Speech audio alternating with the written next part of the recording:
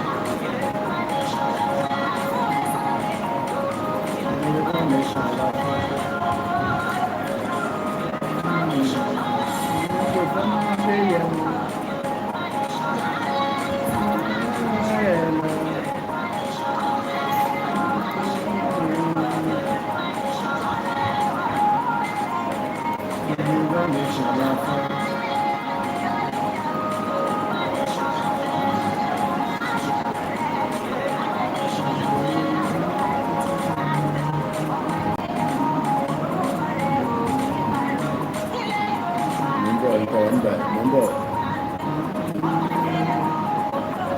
mo ti log into my app. Yorùbá nation la fẹ́. Mo kí gbogbo alẹ́ nǹkan sí tí ẹ tún darapọ̀ mọ́ wa ẹ bá wa gbọ́ wọlé share button. N tí mo mú wá fún wa it's got to do with security.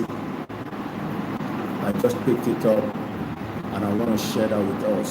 Mo kí wa alẹ́ nǹkan sí ìwà àfọlàndó and our a little bit off the track. A very good afternoon and welcome to our transmission as usual. Ẹgbẹ́ wọlé share button. Ẹ̀dẹ́gbà gbọ́ ilé mi ṣe gbọ́ mi tí dé.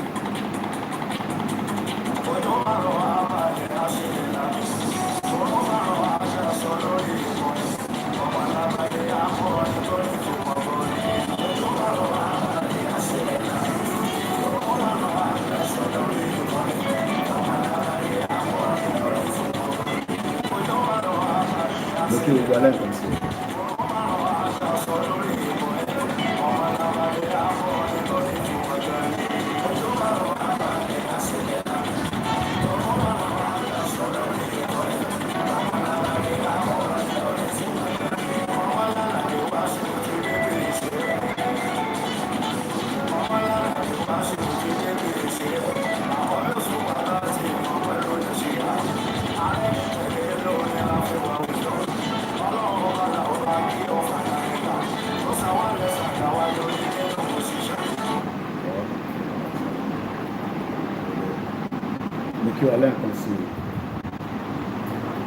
Welcome back again.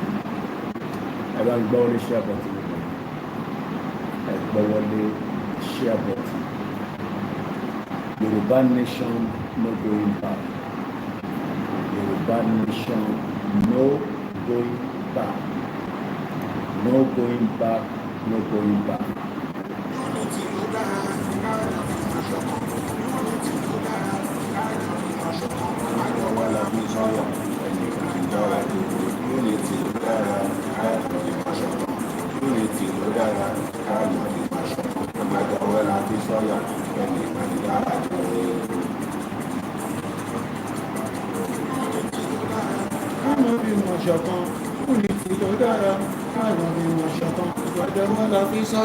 Ẹnìkan ìjọba dé unity ló dára àmọ́ fi mọ̀ ṣọ̀kan unity ló dára àmọ́ fi mọ̀ ṣọ̀kan àjọjọ wọ́n la fi sọ́yà ẹnìkan ìjọba dé.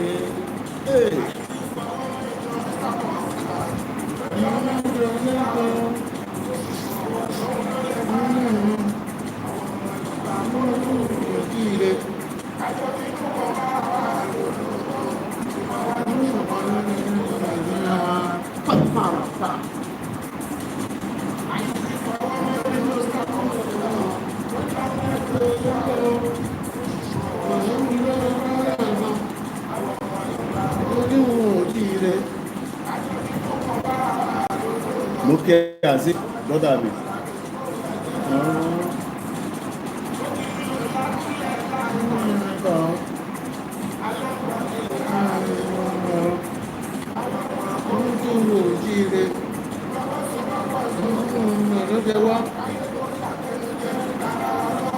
Àtẹ̀míjẹ iná ṣáà ni.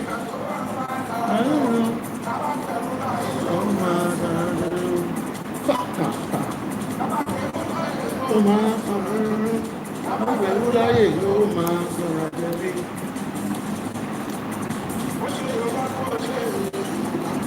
Ìwọ̀nmẹ́lẹ́sọ̀ ní wọ́n kí ìta mi fà á.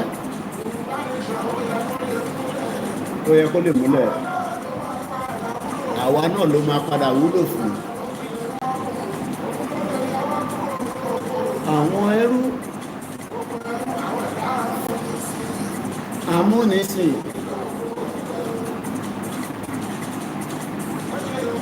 Ṣe Yorùbá nation ti wá di fàmì fẹ́ adúlẹ̀gúnlẹ̀ o ló máa ra wúlò fún wúlò lóko àwọn ẹrú afúnisìn amúnisìn nation Yorùbá nation Yorùbá nation, Yorùbá nation, ó ní láti wáyé ohun tó bá gbà láwọn fún.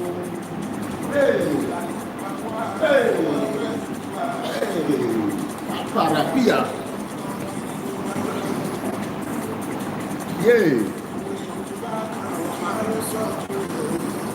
Ìyá jẹ kókò.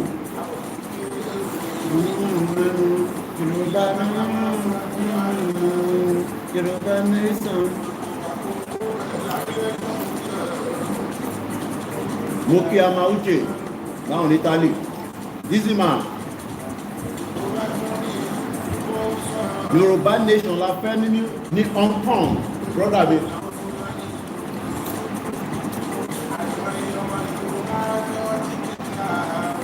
Ẹ jẹ́ ká gbórin ẹ̀ wá báyìí. Àwọn ọ̀kan gbádùn ẹ̀. Ẹ bá jù wá láti nígbà. Àwọn ọ̀kan wà lórí Facebook wọ̀ tó ń bọ̀ fara. Ẹ ká mú bàbá ẹ̀. Bóyá gbóhùn sókè. Gbóhùn sókè. Gbóhùn sókè. Gbóhùn sókè.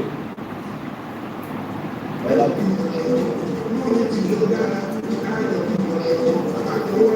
Booking engineer Stephen Kọ́láwọlé, Mr. Sanusi Abbas, Mr. Bobo ẹ̀kọ́ rẹ̀ sá, Dizzy man àlàáfíà ni bàbá wa, orí mẹ́sẹ̀jì ẹkúṣẹ́ sá, Ọlákúnlé ìjáwádé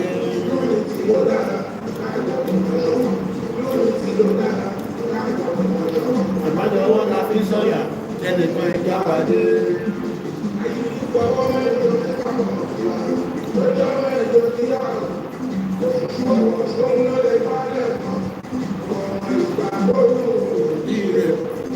Bẹ́ẹ̀ni Yorùbá country for life. A máa máa dùgbò dé bẹ́ẹ̀ni.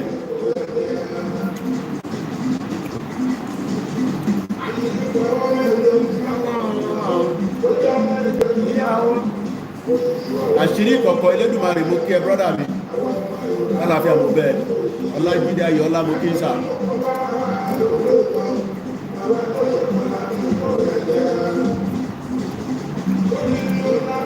Bókìrì ò bá lanúlẹ̀. Mr. John Danny. Ojíire. Àtẹnujẹ. Ẹ má fi àtẹnujẹ tàwọn fún Fúlàní. Tàbá ti gbẹrú láyè, ó máa lé gbogbo akúrò lórí lẹ́wà. Mr. John Danny. Mr. Joby. Okay. Yóò jẹ kókò.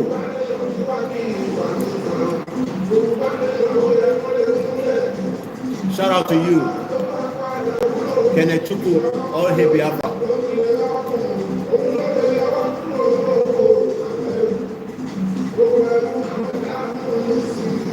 Amúnisìn, olórí burúkú la múnisìn, múnisìn bẹ́ẹ̀ kí yàn lọ. Amúnisìn kò ní kẹ́kẹ́ lọ. Ẹ máa gbára yín lẹ̀ ni. Bẹ́ẹ̀ni. Òun ló yẹ kó lè múlẹ̀.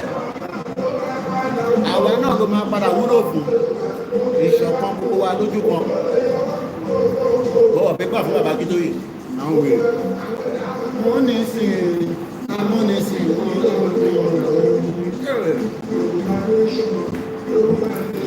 Wọ́n tó bá padà máa mú Yorùbá nation, Yorùbá nation, ó ní láti wáyé ohun tó bá gbà lámá fún. Mo tẹ̀lé máa gbé ẹ̀ láíláí.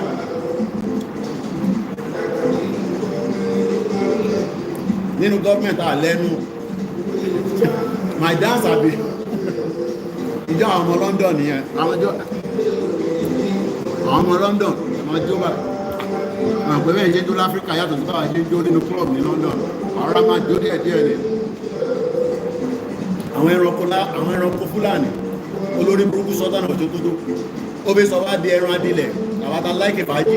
Àwọn ọmọ Yorùbá lẹ́pà àlèṣe fàájì látàárọ̀ títí lẹ̀ máa fi jù. Bó ṣe ń lọ sí Ìjẹ̀bú ló máa lọ sóńdò. Àwọn ológun. Bó kí ọjà rí auto diagnostics. Báwọn oníṣẹ́ tó ń lọ díẹ̀ díẹ̀. Àlàáfíà ní fámìlì wa. Ó wà London, ń gbádùn ayé wọn. ìlú wà láfíríkà.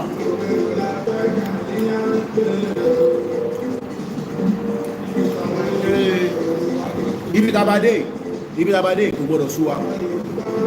Ògúnmọ́lá borí ẹ dìde lẹ̀, ìyà ti jẹ wá bàjẹ́.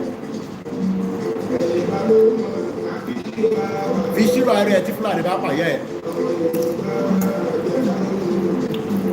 I want to create Yoruba nation in UK. Ẹ̀dá ẹ̀fẹ́ create Yoruba nation in England. Wọ́n nígbà fún yìí.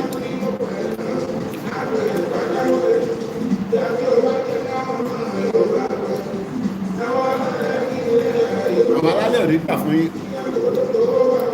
Àlàáfíà ni bàbá wa, Professor. Àlàáfíà ni gbòòwò wà.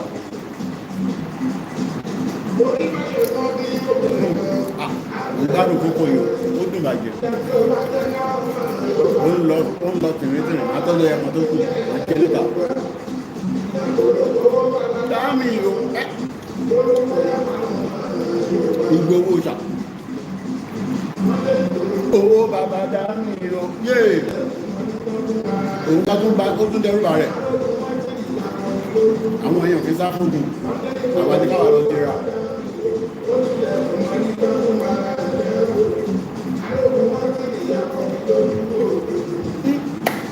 Bàbá mi John ní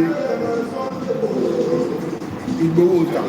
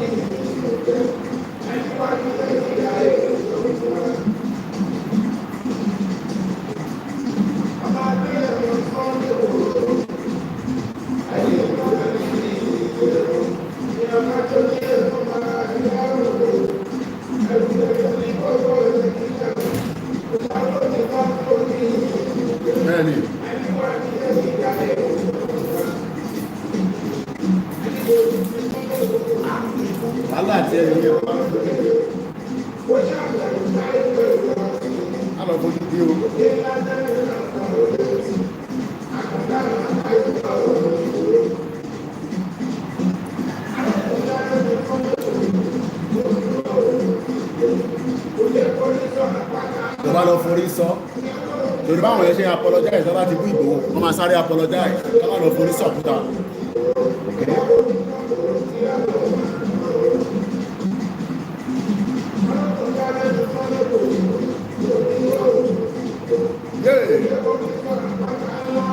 Mo bá lọ forí sọ Olúmọ̀rọ̀ tó forí sọ yẹn problem tẹ́ ni ẹ̀. Ìjà àgbàdo ilé ìtàn káwọ́ wọnú program. Ṣá máa ṣe bó ṣe ń ṣe wọ́n fi tó kú lẹ́fọ́ náà. Bẹ́ẹ̀ ni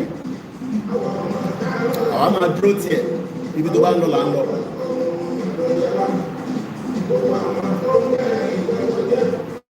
Ẹ̀yin tẹ́ ń bẹ ìbẹ́ bọ jẹ́ àwa la ní ṣe àgbẹ̀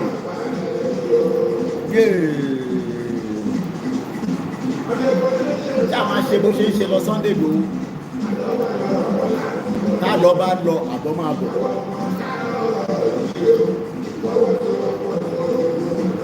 Ìfọwọ́sowọ́pọ̀ ká fọwọ́sowọ́pọ̀ ká lè débi tá à ń lọ. Right wa ni.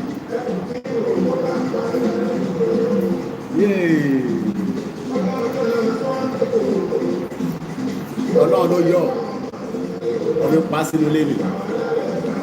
Àwọn alálẹ̀ ní rọ́ sínú yọ. Àmọ́ báwọn lálẹ́ bàbá wa bẹ̀ ta ló fẹ́ dìde.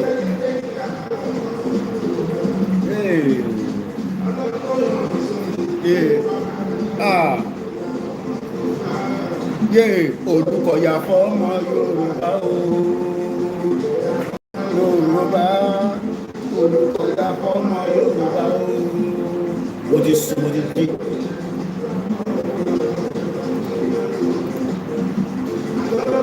Ọlọ́run ló yọ Sunday ọ̀fẹ́ pàṣílẹ̀ ní 2021 Fúlàní Buhari olórí burúkú all hail Sunday Igboho. Ẹ jẹ́ ká sowọ́pọ̀ pẹ̀lú àti bàbá Akíntóyè ká lè débi tá a lọ. má béèrè pé tá bá débẹ̀ kí ló máa ṣẹlẹ̀ kí á débẹ̀ tó máa ṣẹlẹ̀ kí ló ń bà wọ́n lẹ́rù dé Nàìjíríà gbé ẹni mo kí àwọn èèyàn sílẹ̀ máa salamu alaikum we getting there òkè gbogbo alẹ́ nǹkan sí èkó òkè bí èkó bó ló ti fẹ́ ké nílẹ̀ Yorùbá everywhere is dry the dry nation ẹyẹ òkè bí ẹyẹ ìyà ń jẹ wá nílẹ̀ Yorùbá o solution ni ká gbára wá sílẹ̀ ẹ jẹ́ ká sòwò ọ̀pọ̀ ká gbára wá sílẹ̀ ní kíákíá ẹ jẹ́ ká sòwò ọ̀pọ̀ ká tètè jàjà yìí ní kíákíá tàbá ti gba Yorùbá country ayé wa ti dá wà á lọ London àti America ṣeré ó ní nídìí visa láti lọ America owó bàbá àdá mi ẹ jẹ́ ká sòwò ọ̀pọ̀ pẹ̀lú ẹ̀ ìbẹ̀rù ní Fúlàní àwọn gbòṣì àwọn bọ́mbàṣà Olùkọ́yà fọ́mọ Yorùbá o iṣẹ́ wa fún lẹ́wọ́ orílẹ̀ ibi wa kàgbéga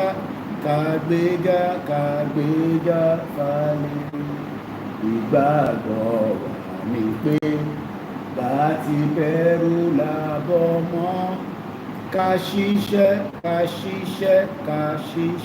ká jọlá ìṣọ̀kan àtòmìnira ní kẹjẹ ká máa lépa ìtẹ̀síwájú fọ́pọ̀ ire àtòhun tó dára ọmọ Oòduà dìde bọ́ sípò ẹ̀tọ́ rẹ ìwọ ni ìmọ́lẹ̀ ògo adúláwọ̀ àwa ní ìmọ́lẹ̀ ògo adúláwọ̀ wọ́n tí mo date ò tí jáde fún rally a máa sìnkú náà a lè ti rin méjì bọnú kòkò at the same time a gbọ́dọ̀ gbéyà yẹn lọ́lẹ̀ náà ká tó máa mú date èmi dẹ̀kọ́ ni máa mú date Professor Akíntóyè lọ máa sọ date fún wa ṣe máa ti bèrè date kọlá torí ẹ̀jú kò nísìn when the date is out every kódà ẹni tó ti wà nù wo lẹ́gàn gbọ́dọ̀ gbọ́ pé ìjọba ìlọ́nà máa ṣe rally o no date is out yet.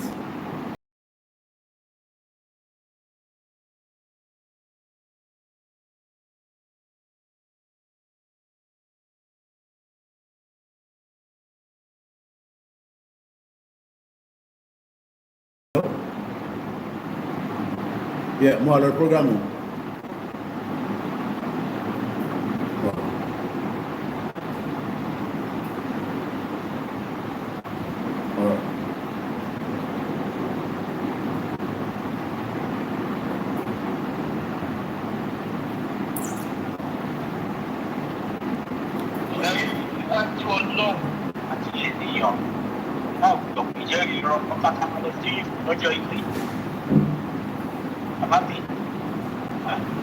Nǹkan tí mo rí mo ṣe wípé bóyá nǹkan tó jẹ́ pé kó máa bà wá dẹ́rù àwa gan máa jí tí a máa jà ní a máa jà kò sọ̀rọ̀ pàǹpẹ́ nìkan pé ẹ má ṣe kíní kan mọ́ ìjà la máa jà ìjà òun la máa jà la máa fi gbára wálẹ̀ kò sí ọmọlúwàbí kankan mọ́ ló mọ ọmọlúwàbí wèrè la máa fi pọ́ọ̀tì wèrè àwọn kan ò lè máa gbébọn wá máa pa wá sílé láwọn adúró ka ní à ń fọwọ́ gbéra èyí náà ẹ jìde tó fẹ́ gbébọn wá èyí náà gbébọn tó fẹ́ gbẹ̀dà wá èyí náà yàtà tó fẹ́ gbé ní tiwọ̀ èyí náà gbé ní tì wọ́n pa wá mọ́lẹ̀ bó ṣe pa wá mọ́wọ́ nìyẹn kò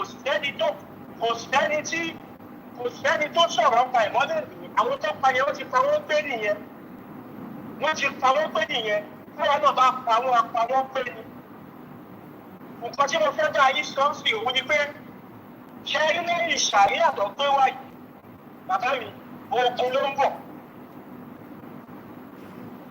òun ló ń bọ̀ bí mẹ́sẹ̀jì yẹn ṣe lọ rí sà lẹ́yìn ìgbà tó gbé kí ní ṣàrí àyíwá n kò rí pé àwọn pípù yìí wọ́n ya wọ ìlú wọ́n ya wọ ilẹ̀ Yorùbá gbogbo wọn bẹ̀rẹ̀ sí ní sákiri à ń sáwọ́ ní ṣọ́ọ̀bù à ń palẹ̀ mọ́ ṣọ́ọ̀bù à ń ti ṣọ́ọ̀bù mọ́ra wa tí kò lọ́dọ̀ àpá kọ́mọ́ bá ṣe èmi náà wà bẹ́ẹ̀ tí mò ń sá ìgbà tó ṣe tẹ̀kọ́ náà gbogbo àpẹẹrẹ sí pariwo ni Ìgbòho wá gbà wá o Ìgbòho wá gbà wá o àìbẹ̀ sí pariwo nípa Ìgbòho nìyẹn ẹ̀kọ́ náà wọ́n lọ ṣe bó ṣe gbé bàbá yẹn dé nìyẹn àwọn Fúlàní ìyàwọlé Ìgbòho ṣe dé bá ṣe ń pariwo báyìí bàbá mi wọ́n ṣe pọ̀ tó bẹ́ẹ̀ ni Ìgbòho ṣe wọ àárín wọn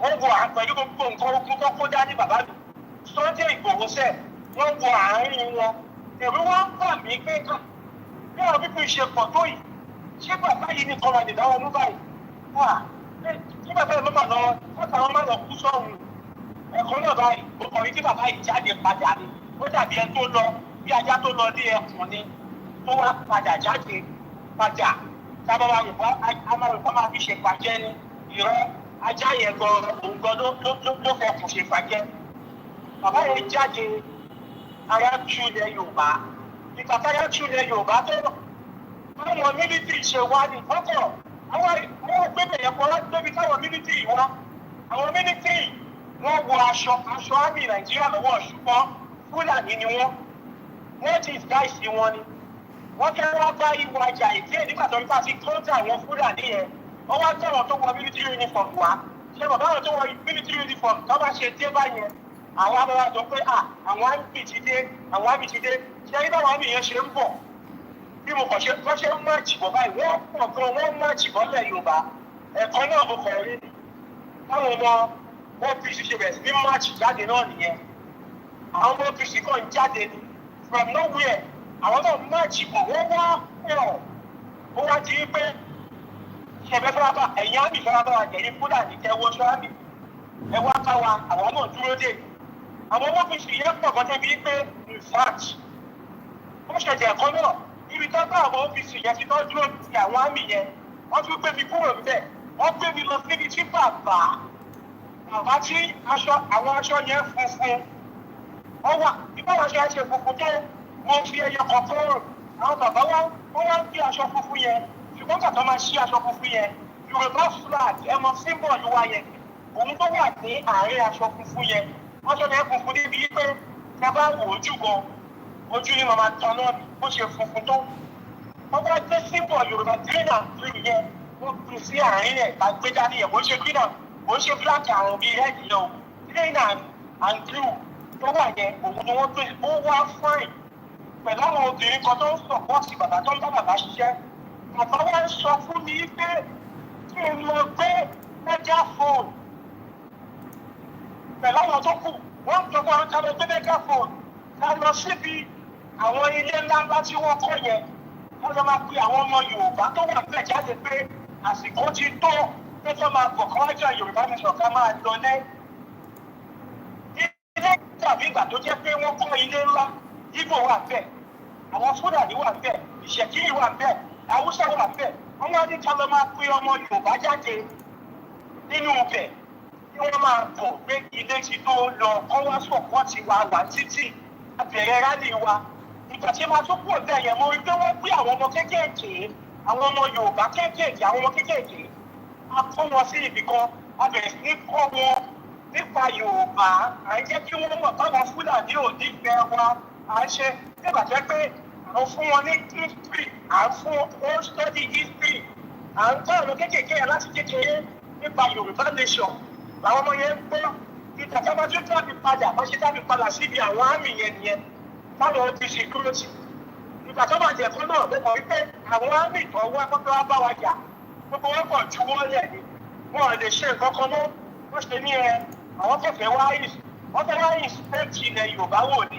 àwọn fẹ́ wá inspect ilẹ̀ Yorùbá wò ni àwọn ò wá jà bí àṣemú mi ríran yẹn nìyẹn bí ọmọ Yorùbá má ṣe kiri wọ́n kò wá bá wa jà ó máa jà ìjà máa ṣẹlẹ̀ Fúlàní máa wá ẹ̀jọ́ tẹ́lẹ̀ bá àgbà ṣàríà lọ wọ́n dúró ni ẹ mọ̀ pé stage by stage ni the next stage lọ́ fẹ́ ṣe òun ni kọ́ wá bá wa jà bàbá mi wọ́n máa jà ó kí máa ṣẹlẹ̀ Nàìjíríà ó kàn lè máa pọ̀ tó máa ṣe lérò ni ṣùgbọ́n wọ́n àti Fúlàní ò ní jà ẹ̀tútù ẹ̀dá irọ́ ni a máa jà ìjà títí táwọn ọmọ Yorùbá lọ múra torí pé nǹkan tí wọ́n ń pọ̀ nìyẹn bẹ́ẹ̀ ṣe gba Yorùbá nation wọ́n ti sọ pé àárọ̀ àti fáwọn nílẹ̀ Yorùbá sọ́kànnà Sókótó ti sọ wípé ìwọ tó bá pa Boko Haram ẹ̀yin mùsùlùmí Yorùbá ni mo fẹ́ bá sọ̀rọ̀ lọ́wọ́ yìí sí ìwọ tó bá pa Boko Haram òun bá àárọ̀ àjà ni ṣẹ̀ṣì níbi tí wọ́n tọ̀ yìí dé that means terrorist tó ń pa ẹ̀yin ọmọ Yorùbá tó pa 60,000 nígbà Buhari sọ̀tẹ́ bá ti pa wọ́n padà ẹ̀yin ọmọ Yorùbá bá ti pa wọ́n ẹ̀ ń bá àárọ̀ àjà nìyẹn ẹ̀yin mùsùlùmí Yorùbá ẹ ronú sí nǹkan yìí tẹ́lẹ̀ mọ̀ yìí pé àwọn Fúlàní wọ́n fẹ́ sọra wọn di ànábì mọ́ yín lọ́wọ́ wọ́n fẹ́ sọra wọn di ẹni tẹ́ máa sìn mọ́ yín lọ́wọ́ ẹ jẹ́ kí ìran yín Yorùbá come forth èmi tí mò ń bá yín sọ̀rọ̀ Kìrìsìtẹ́nì ni mí ṣùgbọ́n Yorùbá ni àkọ́kọ́ Yorùbá come forth ẹ̀sìn mi tẹ̀lé ọ̀jẹ̀ bíbá fáwọn ẹnìkan já ó wá láti Israel ó wá sọ fún mi pé kí n kọ́kọ́ sọ pé ẹ̀sìn before ilẹ̀ mi màá sọ fún pé nígbà tí Israeli ń jà Israeli kọ́kọ́ fi ìlú wọn ṣe wọ́n tó sọ wípé ọ̀rọ̀ ẹ̀sìn àwọn tí Israeli bá fẹ̀sìn ṣe ni wọ́n ní pa Hamas wọ́n ní máa pa Palestinian wọ́n á máa yíwèé gbọ́dọ̀ kó wá báwọn jà wọ́n ní gbẹ̀gbọ́n Israel tọ́gbọ́n òun nífẹ̀ẹ́ jù wọ́n ní nífẹ̀ẹ́ dára wọn àwọn jókòó síbẹ̀ àwọn tó kọ́nà máa gbèjà wa ọjọ́ ti gbèjà wa èèyàn lè wá wọ́ AK-47 wá kò fi báyìí dìfẹ́ǹdì ẹ̀ ọ̀rọ̀ lè mú AK-47 wá oníkùnrin àmì máa fi dìfẹ́ǹdì ẹ̀ ṣé káwọn Fúlàní tó bì ní ibùgbé káwọn àti bá wọn kalẹ̀ wọ́n ṣe tó kùnrin àmì kan wá fi máa dára jà wọ́n ṣe ń rí AK-47 níbi tẹ́jẹ́ kó rí ilé pé sí nìyẹn ẹ̀yin mùsùlùmí Yorùbá ẹ jọ̀ọ́ ẹ jẹ́ kó rí ilé pé ilẹ̀ yìí òun làkọ́kọ́ ẹ̀sìn òun ló máa ṣe kéjì wọn ní kí ẹ̀sìn ẹ̀sìn fẹ́ fi kalẹ̀ Saudi Arabia lè sílẹ̀ ní ilẹ̀ ẹyọ kan kò lè sílẹ̀ fún Yemen tó dìbọ́là pẹ̀lú ẹ̀ Yemen Muslim country ni Saudi Arabia Muslim country ni wọn lè fi ilẹ̀ ẹ̀dẹ̀ fúnra wọn láyé wọn nítorí wọn jẹ́ Muslim wọn ṣe sí bọ́dà lẹ́ wọn wọn jẹ́ Muslim wọn fi bọ́dà lẹ̀ wọn ṣe fi bọ́dà wọn lẹ̀ àwọn kan wá ọwọ́ ń jẹ́ pàǹdà lé yín lọ́wọ́ ẹ̀yin wọ́n ń gbà ẹ̀ nítorí ẹ̀sìn ẹ jẹ́ kó pọ̀ ọmọ ìyá yín nítorí ẹ̀sìn tó bá pọ̀ ọmọ ìyá yín tán ẹ̀yin lọ́ máa fèsì wọn ò lè kírun lẹ́yìn yín wọ́n tẹ́ fẹ́sì fi tàn yín wọ́n tẹ́ fẹ́ ṣàríà lọ ẹ jọ ṣé ṣàríà ló kù lóye tá à ń sọ yìí ṣé ṣàríà ló kù ṣé tó bá wà in the right sense ṣé ṣàríà ló yẹ kẹ́nìkan máa sọ ní 20th century. This is 2025. Not 18,025. Not 19,025. Not 17. 2025. Fúnà ní òtí ìlú 225 years pé lórí throne ìtọ́jú kò sí wọ́n rìn wá sílẹ̀ Nàìjíríà tó kọ́ Nàìjíríà ni Yorùbá ò kì í ṣe Nàìjíríà wọ́n ń lè ní Nàìjíríà ilẹ̀ Yorùbá tọ́jú fún wa òun ní kẹ́kẹ́ tá a jà ní Fúnà ní wọ́n ṣe fa iye Haúsá jẹ́ lórí fẹ́ fa iye Yorùbá jẹ́ ẹ̀ gbúdọ̀ gbà gbogbo nǹkan tó máa gbà la máa fún wọn ẹ̀ wá jẹ́ kó ọmọ Fúlàní kẹ́rọ̀ kì í wẹ̀ àwọn Fúlàní tó ń bẹ̀rẹ̀ ọkọ̀ oṣù ẹ̀ jẹ́ kó wọ́n máa sọ fún yẹn yìí mùsùlùmí Yorùbá wípé tóòrùn bá ti yọ tó tẹ̀nà Sókótó máa sọ fún yín ẹ bẹ̀rẹ̀ sí ní kírun lórí jẹ́ kó pọ̀lọ yín jọba lẹ́tì sọ́tẹ̀nà Sókótó ọmọ Fúlàní wọ́n sọ fún wọn Yorùbá ìwọ ọmọ aládé ìwọ tó kàwé ìwọ tó lọ́pọlọ ìwọ tó lè bẹ̀rẹ̀ ọkọ̀ oṣù ìwọ tó gbẹ́nu lẹ́nu òǹgbẹ tó gbẹ́nu gbé èèyàn kan tó ń gbé ní ọ̀rọ̀ tó tẹ́ fẹ́ràn oníyàn Sàtánì of Sókótó Santa Claus of Sókótó Father Christmas of Sókótó wọ́n wá sọ fún ìwọ ọmọ Yorùbá wípé tó rìn bá ti yọ làwọn ẹṣẹ́ bẹ̀rẹ̀ ṣé ẹ̀yin ọmọ Yorùbá ẹ̀yin ò lè já ronú ni ẹ̀ lè jáwọ́ òòrùn fúnra yín kẹ̀lẹ̀dẹ̀ ìyàwó ẹ̀yìn ẹ̀ lè yan olórí ẹ̀sìn nílẹ̀ Yorùbá tó jẹ́ pé ìlànà máa tẹ́lẹ̀ sí lẹ́nu ẹ̀ lè yan lẹ̀ Yorùbá ni ṣètò lórí kẹta lọ́dẹ Fúlàní ni wọ́n ń kó yín lẹ́rú ẹ̀jẹ̀ ń tira yín mọ́nú ẹrú ó dẹ̀ fẹ́ fi tàn yín ẹ̀jẹ̀ ń tẹ̀ra yín síbẹ̀ wọ́n sọ̀rọ̀ bàbá yẹn wọ́n ṣe máa dá ẹ̀yin mùsùlùmí ẹ̀ka fúdù kò ṣiṣẹ́ for how many years kò ṣiṣẹ́ èèyàn kan ọmọ fúlàní kan lọ pé ó ṣe oríṣẹ́ yẹn ó ṣe oríṣẹ́ ṣe ṣàyẹ̀wò ọmọ ní iṣẹ́ tó máa pèsè fún ẹ̀yin náà kò ṣọ́mọ̀ pọ̀lọ́ dání ṣọ́mọ̀ pọ̀lọ́ dání ṣọ́mọ̀ pọ̀lọ́ dání ní 2025 táwọn ọmọ China wọ́n ronú báwọn ṣe fẹ́ tọ́pù Amẹ́ríkà ronú báwọn ṣe fẹ́ tọ́pù China tí China ronú báwọn ṣe fẹ́ tọ́pù Russia tí Europe ronú báwọn ṣe fẹ́ tọ́pù Amẹ́ríkà àwọn wọ́n sọ̀rọ̀ nípa ṣàríà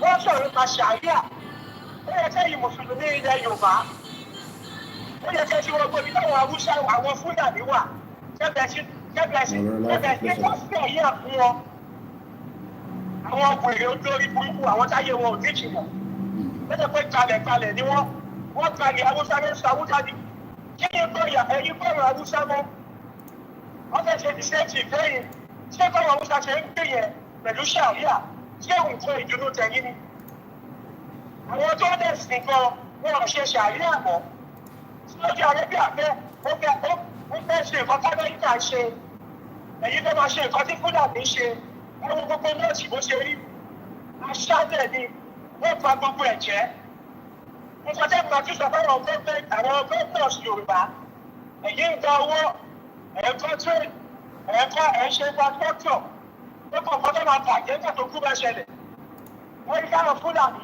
ẹ̀rí pé wọ́n jẹ́ káyé mọ́tánọ́ọ̀sì wọ́n jẹ́ káyé wọn dà wọ́n mọ nǹkan tó ń ṣe tó bá mọ̀ pé àwọn òní wẹ̀sì owó yẹn náà wọ́n gbogbo ẹ̀ sì máa bàjẹ́ wọ́n yìí máa fọ́ lójú wọ́n yìí máa jó gbogbo ẹ̀ dànù owó wọn tó ń kó owó lọ ń kó síbì kan ni ìgbà tó bá ti di tó ti jagun tán tó kú ti ṣẹlẹ̀ tán tí gbogbo ẹ̀ ti fọ́ká tó ní kálukú ti bá tiẹ̀ lọ wọ́n wá fowó yẹn máa fi bíútì northern part of Nigeria ti dáwà à ń build infrastructure nínú insecurity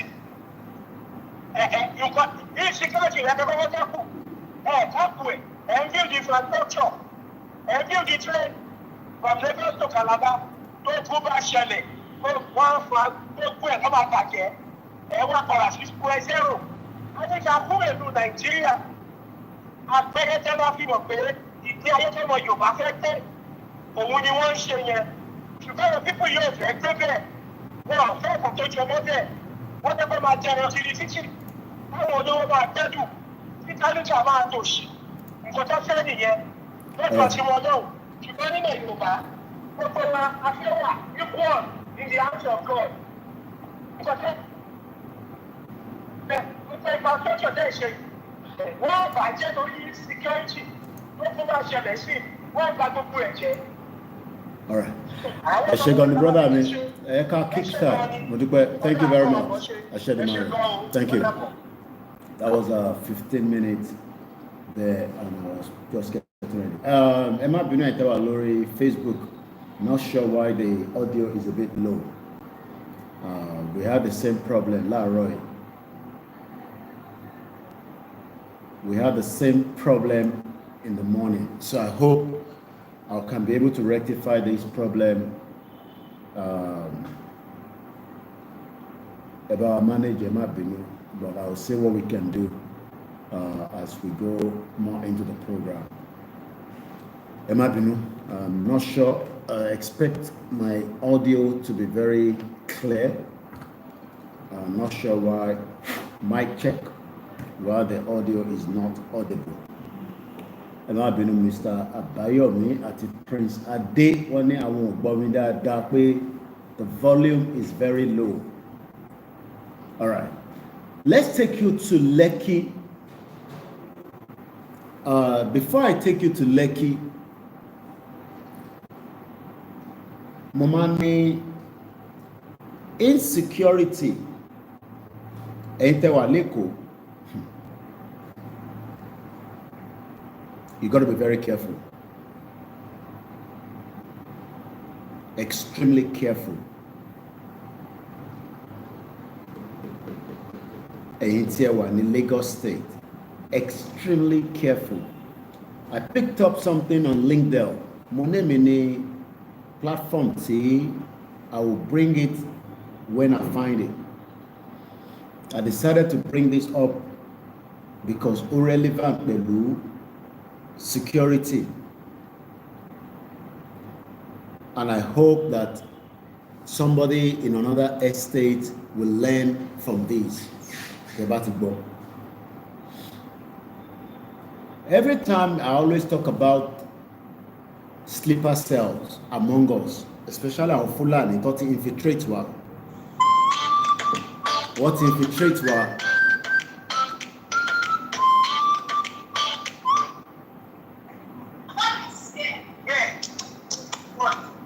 Hello, Bishop.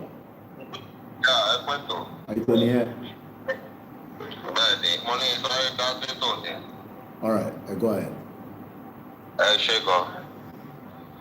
Ọmọ Yorùbá ó láti mọ̀ wípé aláti jẹ́ kí Tinubu mọ̀ kó pín Nàìjíríà.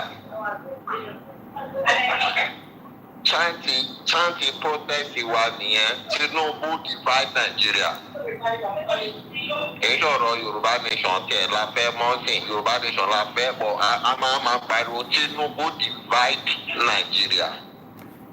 Ìlú yẹn ìfún wà lórí ìtẹ́ adarí tó ń ṣàdarí ó wà ní Benin for the past 4 days. Mi ò ronú nípa iná pé ó máa múná lọ. I charge my phone at will, charge my laptop at will. I go out, I did not have problem or thinking about báwo ni ṣe máa máa ṣáàjì fóònù mi káàkiri nítorí tá a bá délé a lè má bàá ná. I just go charge my phone at will. Ọkàn mi bá you can iron your clothes at will. Ní ìlú nílùú wọ́n dẹ̀ sọ pé Nàìjíríà ló ń fún ìlú yẹn níná.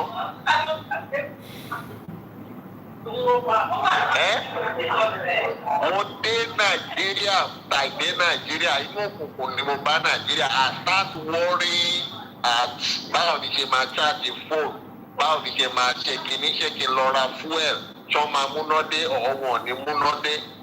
This is an omen pé ìlú yìí ègún wà lórí ẹ̀. Tí tó bá jẹ́ Nàìjíríà ló fún Benin níná, Nàìjíríà yẹn ò ṣe fún àwọn state yẹn ní iná ó ṣe fún Benin. Káwọn state dẹ̀ máa control iná wọn kájẹ̀ wá wò. Tí iná yẹn ò bá tó, they will have the right to bring investors to boost the electricity that was supplied to them. Then we create more job opportunity, investment. I mean, why? I don't want to say why is Nigeria like this. It will always be like that. Nítorí pé ègún wà lórí ìlú, wọ́n wà lórí omi wọn ò rómi mu. Wọ́n ní crude oil wọn ò gbádùn epo. Wọ́n ní resources everywhere ọ̀wọ́n gbogbo ni wọ́n ń ra. Sìmẹ́ǹtì nínú Nàìjíríà ó wọ́n ju Benin Republic lọ. Wọ́n dẹ̀ ní pé láti inú Nàìjíríà ní Dangote ti ń fọ́ limestone ló tó ti kó lọ Benin. Àdéhùn wà lórí ìlú yẹn. Tinubu should divide this country. That should be our chance. And so will it be. Thank you very much. I should go to Bishop. Àwọn kan ní I should remove Buhari. We can't remove Buhari, so we leave Buhari there because there's a reason why we put Buhari behind us. Because Buhari ló kó àwọn terrorists wọlé. And what I want to discuss has got to do with security. Let's take you to Lekki. Moki gbogbo ẹni tí ẹ wà lórí ìjókòó. We'll come back to you later because I consumed 46 minutes. And because of our data wise. This was posted yesterday by Matthew Ote on LinkedIn. I was just lucky to come across it. Many like these will go and nobody will even hear about it. But we are lucky that we can make use of these as part of the reasons why we are talking about insecurity in Lagos State. Especially in the months of where nothing is happening. You better understand that a lot will happen. Lekki Robbery. Lekki Robbery. Olè tó jà nínú Lekki.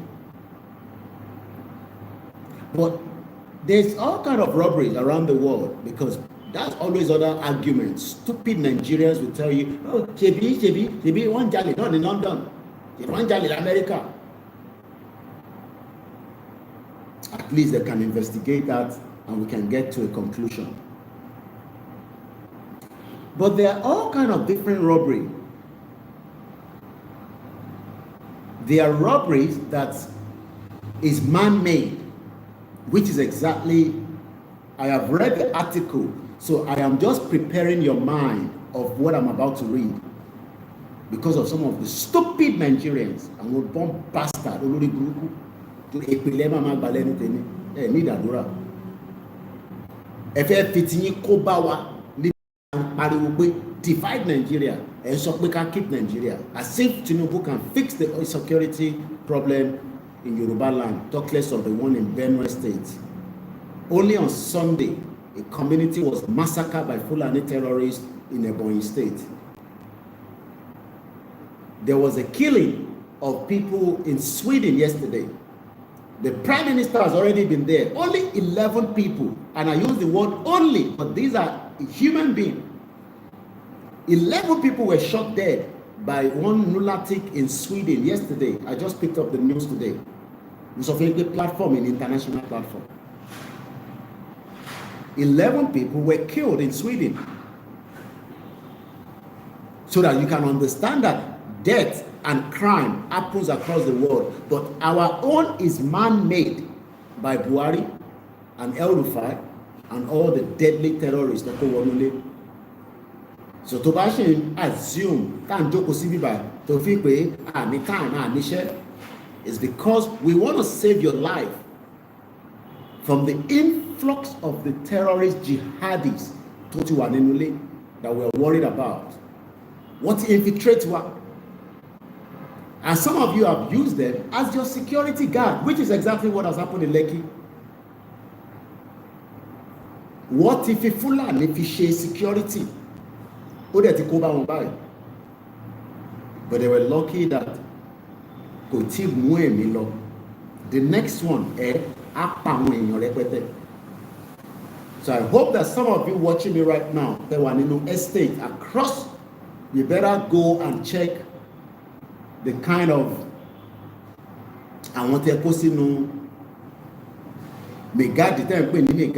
security guard. Some of them are Fulanis.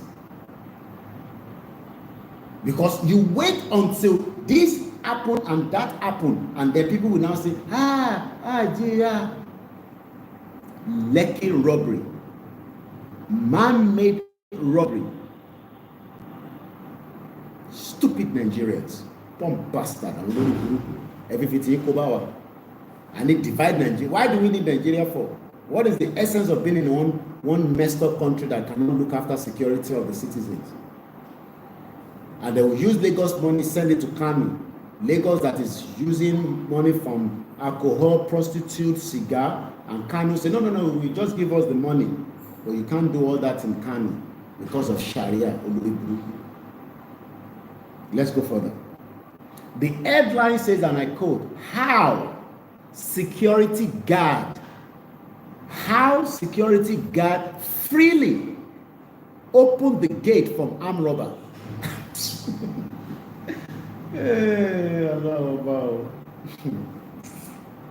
One is security guard. She gets it sílẹ̀ fún armed robber kó wọlé.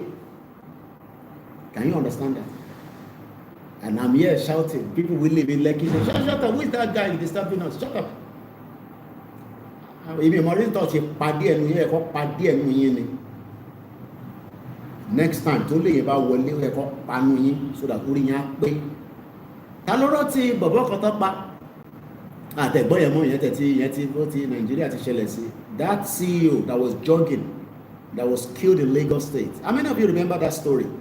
I'm not sure whether it was last year or the year before. It was jogging, I think on a Saturday. How many people remember that story? In Lagos State. In December 6th, beautiful, innocent girls were taken from same Lekki.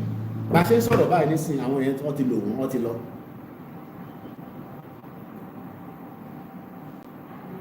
And people in Lagos State will say, nothing is happening. No. Everything is fine in Lagos State. Okay, it was 2022. The guy was jogging on Lagos Island. On jog, wow, no good. Pardon. Bí ọmọ Fúlàní kan tó kọ̀ kọlù tó sọ pé who you are, yeah, I'm a CEO. I'm a CEO. I'm a Lagos State CEO. Talk about with it. Pardon. How many of you remember Christmas? I believe that one is 3 years ago. A deputy Keke Napel that was killed by Fulani man in, I think, somewhere in between is Lagos, but where Ikeja axis. Tony Bobo and Salo.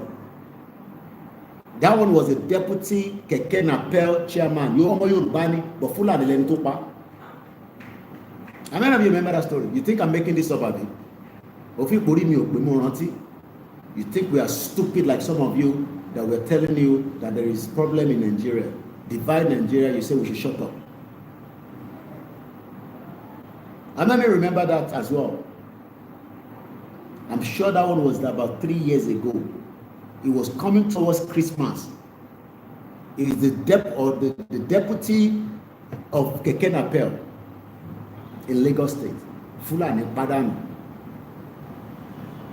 Let's come back to this one. This one happened recently. It was posted just 1 day ago. That means yesterday. I picked the news today. Just because of this particular, wind down. The purpose of coming out is because of this.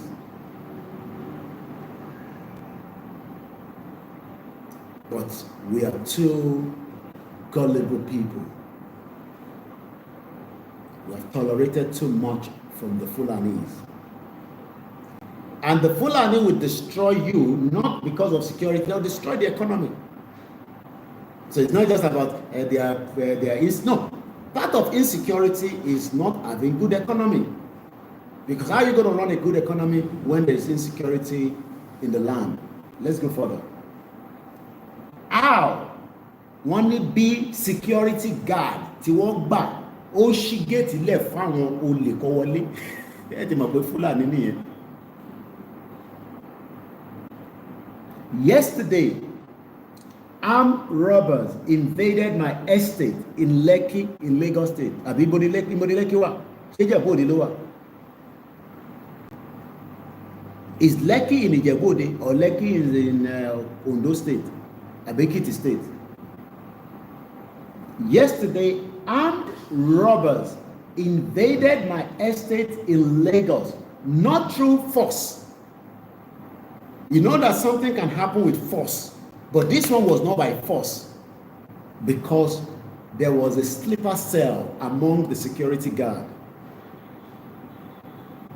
And I have been shouting for 4 years now, every day, about sleeper cells. If you watch my program continuously, you would have been hearing sleeper cells, sleeper cells. They live among us, they eat, they marry, they even have businesses among us, but they are sleeper cells. The job of a sleeper cell is to go quiet and live among the people. But in Tomashi, if of one planet. Yesterday, armed robbers invaded my estate in Lekki, not through force or sophisticated planning, but due to the sheer stupidity and incompetence of security guards. Through sheer stupidity and incompetence of security guard entrusted with protecting the residents while you are sleeping, Fulani will open the gate and they will massacre every single one of you. So what they play? While you are sleeping in your estate, hoping that you have security guard, that security guard is a Fulani man. Go and tell your chairman that every mortal security to protect you.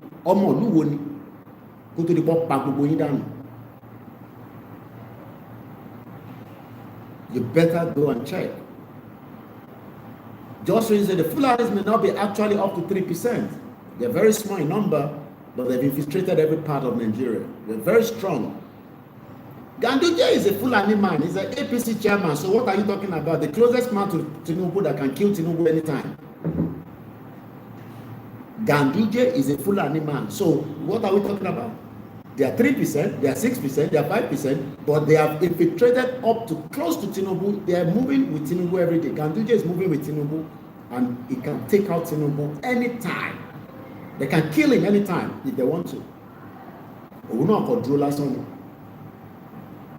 That is how powerful Fulanis are. So if we say Fulani, you are thinking it's just that Fulani in your forest. No, Ganduje is a Fulani man, full-blood Fulani, and is the next person in line after Tinubu. Shetima, Akpabio, you will be talking about Ganduje, number 4.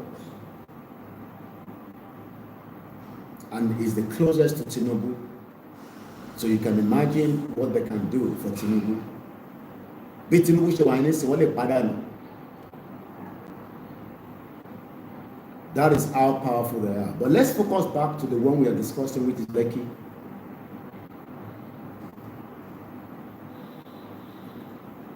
The security guard that was entrusted to protect the resident where this incident happened was actually the one that opened the gate for the Fulani or armed robbers, they call themselves, to come in.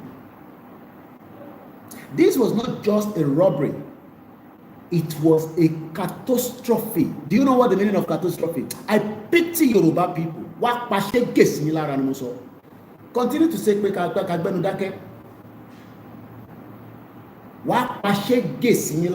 especially in that Lagos state. Because you going to go any problem wa. Tabasoro lobai, bilobai.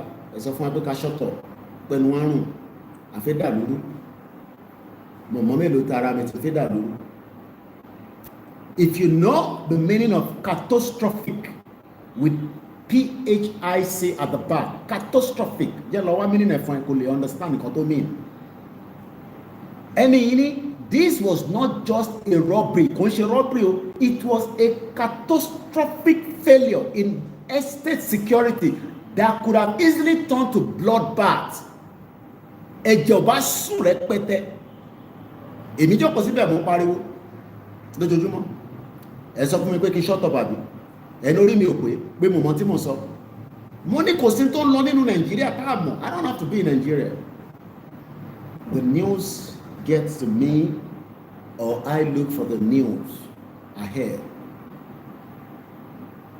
Let's go and give you the meaning of catastrophe. Let's first find the meaning according to the English dictionary. Catastrophic. Charlie, Alpha, Tango, Alpha, Sarah, Tango, Romeo, Oscar, Papa, Hotel, India, Charlie. Catastrophic. Èyí máa sọ pé C for Charlie, A for TASTROPHI. Tó bá sọ pé nǹkan catastrophic, involving or causing sudden great damage or suffering. That is what we are experiencing in today's Nigeria. Torí òpè tí mo sọ fún ẹ pé Nàìjíríà òṣìṣẹ́ sọ fún pé Nàìjíríà máa ṣiṣẹ́ torí pé Baba Adébóyè kíní kan Baba Adébóyè pẹ̀lú náà tó bá bí Baba Adébóyè dá ẹni káwọn kan drive láti Lagos State kọ́ lọ sékìtì kọ́ má gbé security dání, and he can drive from London to Birmingham, he doesn't need any security.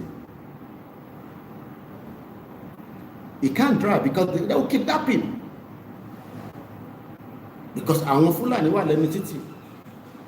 Ẹni kì í yàdúrà tó ń lọ tó ń bọ̀, ẹni kọ́ má gbé security tó bá ń travel, tó bá ń lọ sórí òkè lọ ṣàdúrà, ẹni kọ́ má gbé kíni àwọn ṣe máa lo Bible nìkan máa move around. When Jesus is there to protect me and my children and my family and people that àwọn ṣe ń lo security. Because there is insecurity in the land. Ìyá àdúrà ṣe ń travel tó ń gbé security àwọn tó níbọn. Àwọn ṣe ṣáàjì kan máa gbé Bible nìkan kọ́ mú Bible nìkan kan máa fi káàkiri. But while she's in London, she doesn't need security. So why is she need this armed men to protect her while she's moving from point A to B? Ṣé tó bá wá sí London ṣé ọlọ́pàá ń fi ìbọn tẹ̀lé wọn lẹ́yìn ni? Ọlọ́pàá ò fi ìbọn tẹ̀lé wọn lẹ́yìn náà. So why tó ṣe fi ìbọn tẹ̀lé wọn lẹ́yìn tó bá wà ní Nàìjíríà? Because kò sí security ni. and they are not ready to die. Nobody wants to die. Abi, ta ló fẹ́ kú? So mẹ̀kúnnù ló jẹ gbèsè. Do you know that people were kidnapped in Ondo State yesterday? Oh no, wow. We joke too much in that messed up country. When people were kidnapped in Ondo State yesterday. Oh God, I don't can news lọ́dọ̀ Koikimedia. But the can news lọ́dọ̀ Koikimedia, it's a problem to me. The news is there, it's up to you to go and read it. Our team are writing news every day. I am here coming out every day. We are doing program every day. So if you don't know what is going on around you, that is your own cup of tea, not mine. And if Fulani bá ti gbé bàbá ni -1 ni, until tá bá fi délé eléré.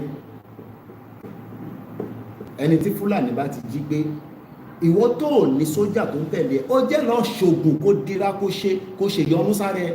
So that if Fulani bá tẹ̀ wà tó wà níwájú, mọ́tò tí wọ́n bá wà á kọjá, mọ́tò tó wà lẹ́yìn ló máa kidnap. I'm not joking.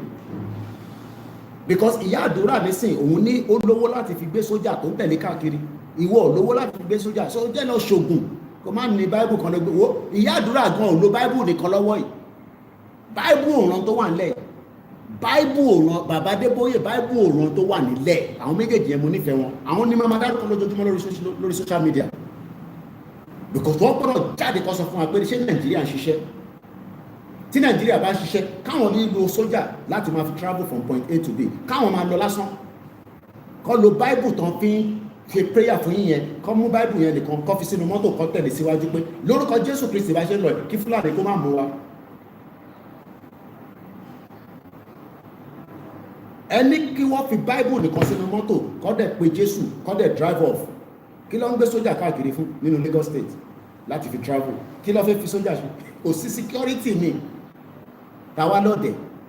Wọ́n wá ń sọ fún wọn pé lórúkọ Jésù ẹ̀mí mímọ́ àti ya mọ́tò yẹn. Wọ́n Fúlàní máa yìnbọn pa mọ́tò yẹn ni.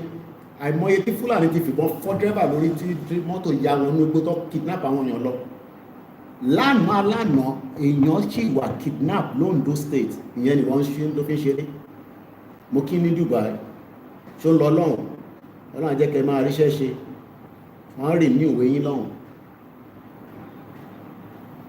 Catastrophic òyìnbó tó le gidi ni meaning catastrophic in tó ṣẹlẹ̀ ní Lekki.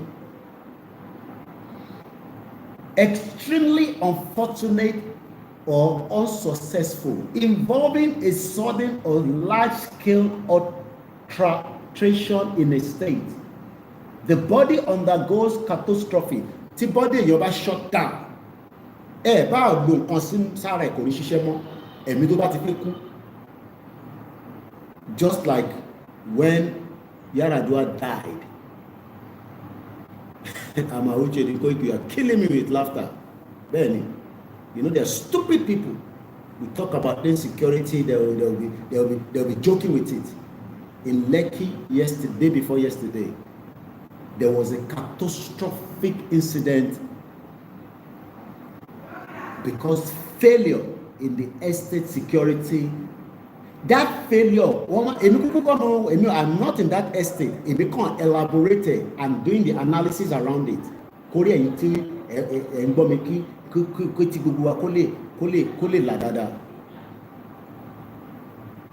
Because there is fire on the mountain. Run.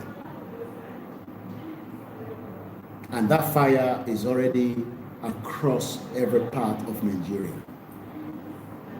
Mukile consent wa ní Dubai. My name is OLAYOMI KOIKI. Èní ní ọjọ́ 5 nínú oṣù kejì ọdún 2025. Mo kí gbogbo wa lẹ́ẹ̀kan sí. This catastrophic failure in estate security could have easily turned into a bloodbath. Do you know the meaning of bloodbath? They were very lucky. Maybe the next estate might not be lucky. Mukiyawa Oluge. The next estate might not be lucky. This one is lucky, the next one might not be. At 2 a.m., a black unmarked car approached the estate gates and honked expecting access. The estate gate was designed for security. Mukie, if I look it, Sister Medada. They already designed the estate gate in a way that the security guard will not put themselves in the front of havoc. But because there is somebody inside that is a Fulani that has compromised, so it was very easy for them to infiltrate that estate. How? Ebonisi. This happened in Lekki.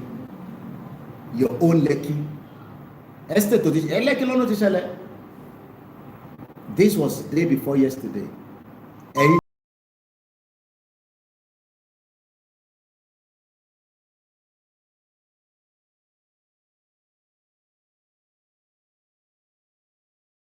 Silent.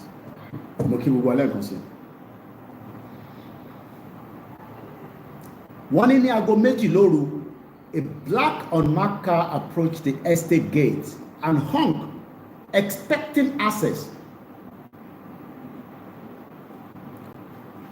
The estate gate was designed for security, allowing the guards to communicate with visitors from inside without exposing themselves. That means the estate is conscious and aware of the security, maybe in Nigeria, in Lagos, within their surroundings, to make sure that everybody is secure. Even the guards would not have to come out. Who are you?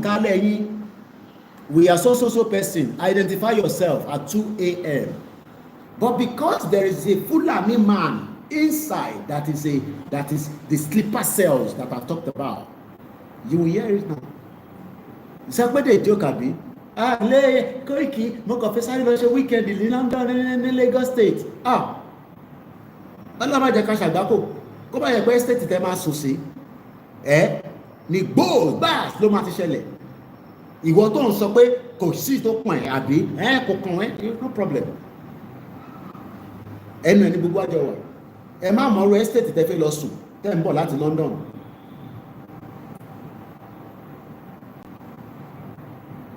This allows the guard to communicate with visitors from inside without exposing themselves. However, the security guards on duty had already compromised the system by doing what they do best, sleeping. What did they call solo? Àwọn tó gbà kó máa ṣe night duty.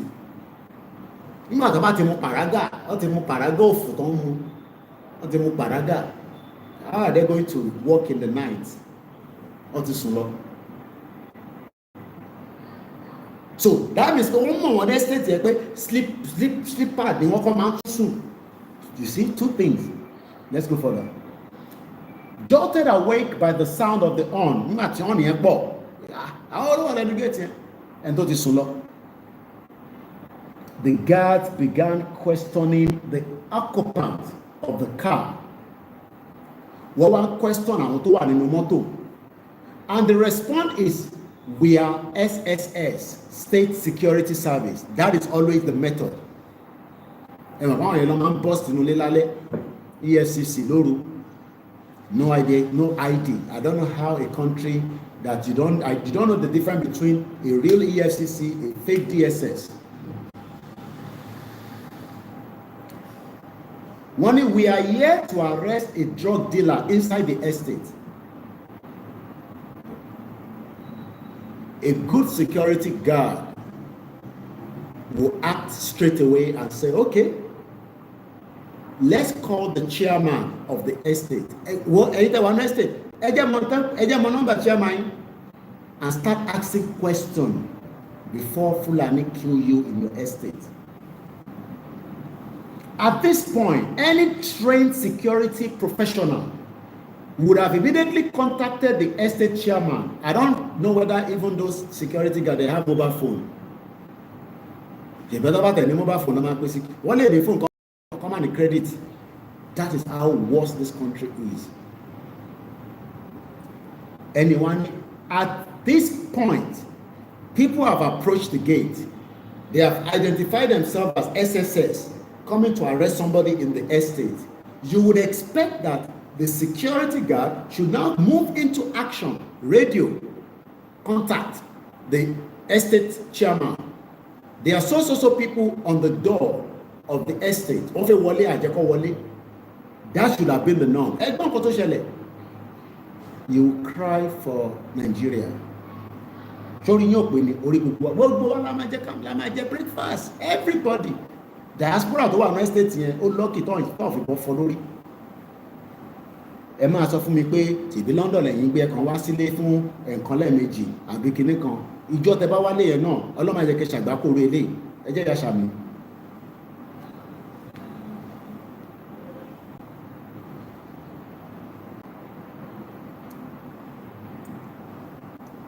Ye fi phone lé mi mo wà lórí program, okay? Má fi phone lé mi o kàn pé mo wà lórí program nísìn. I saw it later.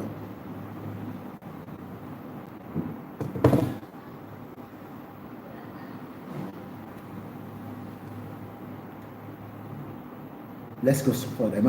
At this point, any trained security professional would have immediately contacted the estate chairman or the estate manager or the chief security for verification. But what happened instead? One of the guards, in an act of mind-numbing stupidity, decided to open the pedestrian side of the gate and approach the car with nothing but a torchlight. Terode. But because one of them has compromised, let's see. That was all the robbers needed. They pointed their gun at him, drag him inside, and proceed to round up and tie up the remaining two guards. Àwọn mẹ́ta wà on duty. Àwọn èèyàn wá sẹ́nu ọ̀nà, wọ́n tan on, ẹ ti sùn, ẹ wá tají. Wọ́n wá náà wọn làwọn ní DSS àbí SSS. Àwọn wá mú drug dealer nínú estate. Okay. Then the next thing is do verification to confirm truly that they are SSS. SSS have the right to go and arrest anybody if they believe that there's a crime that somebody has committed. But rather, because a sleeper cell ó ti wà láàrin àwọn security guard, òun ló fún wọn ní inside bó ṣe máa wọlé. With the main gate now wide open, you imagine that how many influx of Fulani can go. Sherry, this is sọ fún yín pé ẹyẹ sun àsùnpara yìí tẹ́ wà nílé nísìn. Imagine if that is how they will kill everybody in that estate. These are the same people that invade military barracks for 2 hours and the military cannot respond. Imagine the estate. Wàá pa àwọn èèyàn dànù sílẹ̀ lẹ̀ wá. Sophisticated weapon ló wà lọ́wọ́ wọn. Wàá pa àwọn èèyàn rẹpẹtẹ. Ibi táwọn èèyàn bá dẹ̀ ti ń jáde pé ẹ gbà wá o. Táwọn èèyàn sáré jáde bá wọn máa yìnbọn pa àwọn èèyàn ni. Ọlọ́run ní jẹ́ kó ṣẹlẹ̀ nílẹ̀ Yorùbá o. But ó ń ṣẹlẹ̀ tí gbogbo wa ń rí báyìí o. But Koiki ló stupid. Koiki ni kò níṣẹ́. Òun ló ń pariwo ló ń dẹ́rù báyìí. You think Sanwo-Olu cares about how many people will die? Kini kan Sanwo-Olu? Idiot all over the place. With the main gate now wide open, what do you think they will do? People that just needed the gate to be open in the first place, now the gate is wide open. The other two security, they don't tie their hand, put them on the side there, and the robbers drove in, free. Like they just drive free, nobody to stop them anymore. And they packed inside the estate and began going from house to house, robbing freely while the residents were far asleep. And tó bá ti wọnú ilé ẹ̀ ṣe bí kò dé lọ́wọ́ ni á dé lọ́wọ́. They started robbing. This happened in Lekki according to this person that posted it on LinkedIn. And you the link there. So this is how I have to bring you the story. Most of you international news platform. I go around and say, I will bring something back for you in the evening. Not to talk. Even if it's this alone that we'll analyze for tonight.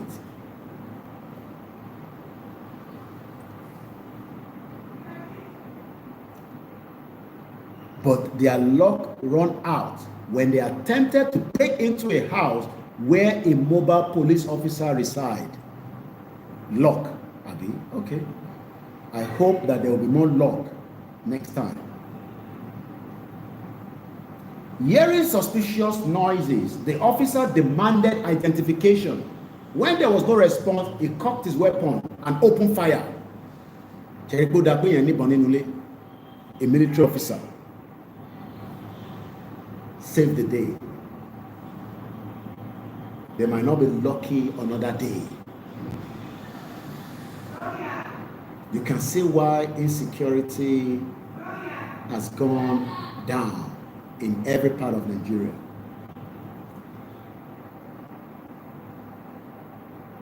That sent the robbers scrambling. They fled, jumped into their car and escaped. Miraculously, no one was killed, injured, or even kidnapped. But let's be clear, this could have ended in multiple deaths. This is what I'm reading. I'm not making this up. This could have ended in multiple deaths because there's a sleeper cells among us in Lagos State and every part of Southwest that we joke with.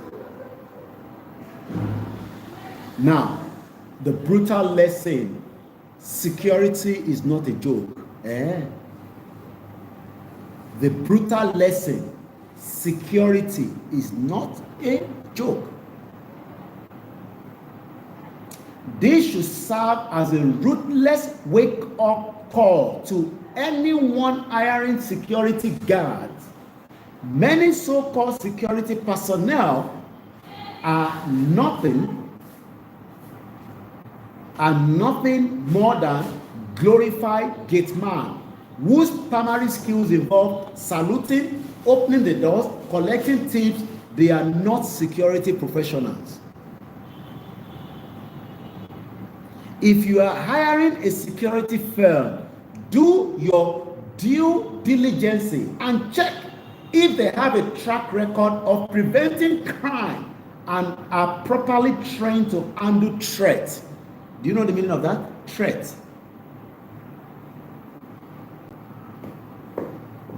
Ṣẹ́rẹ́ ẹ̀tẹ́ wò mí ní Lẹ́kí, tẹ máa ń yín mú sí wa pé àníṣẹ́ ikú máa pa yín níjọ́ kan. Ikú tó fẹ́ pa yín tá à ń fẹ́ yanjú pé kókó má pa yín, ó máa padà wá pa yín níjọ́ kan. Ikú bọ̀ wá pa yín, gbogbo ẹ̀rẹ́ ìgbé ní Lẹ́kí ní Banana Island. Fúlàní máa paṣẹ́ gèsì gbogbo yín lára torí àárín àwọn Fúlàní lẹ́yìn wà. Àárín wọn lẹ́wà. Wá ti pàyé dànù àwọn àwa tá jẹ́ táwa ní mainland, àwa máa ti tètè escape. Ṣẹ́yìn táwa ní Banana Island nìkan, wá pa gbogbo yín dànù. Because these are blood-tasty people. Continue to say your house is secure. It's secure, but the sleeper cell will open the gate. They don't need any key.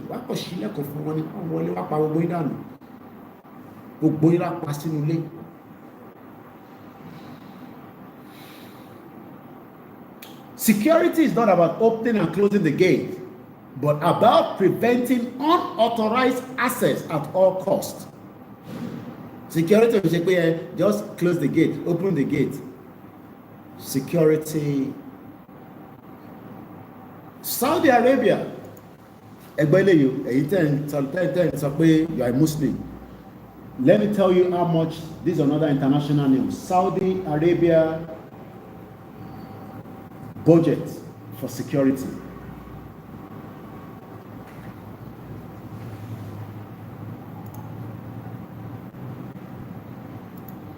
More budget. Let me add budget to the headline.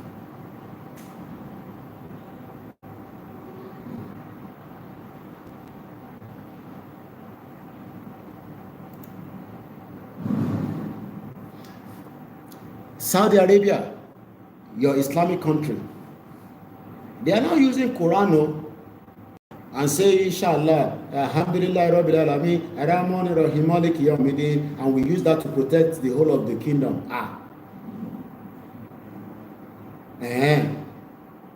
You use Surah Al-Fatiha to protect the kingdom in the midst of turmoil around them. in the midst of insecurity,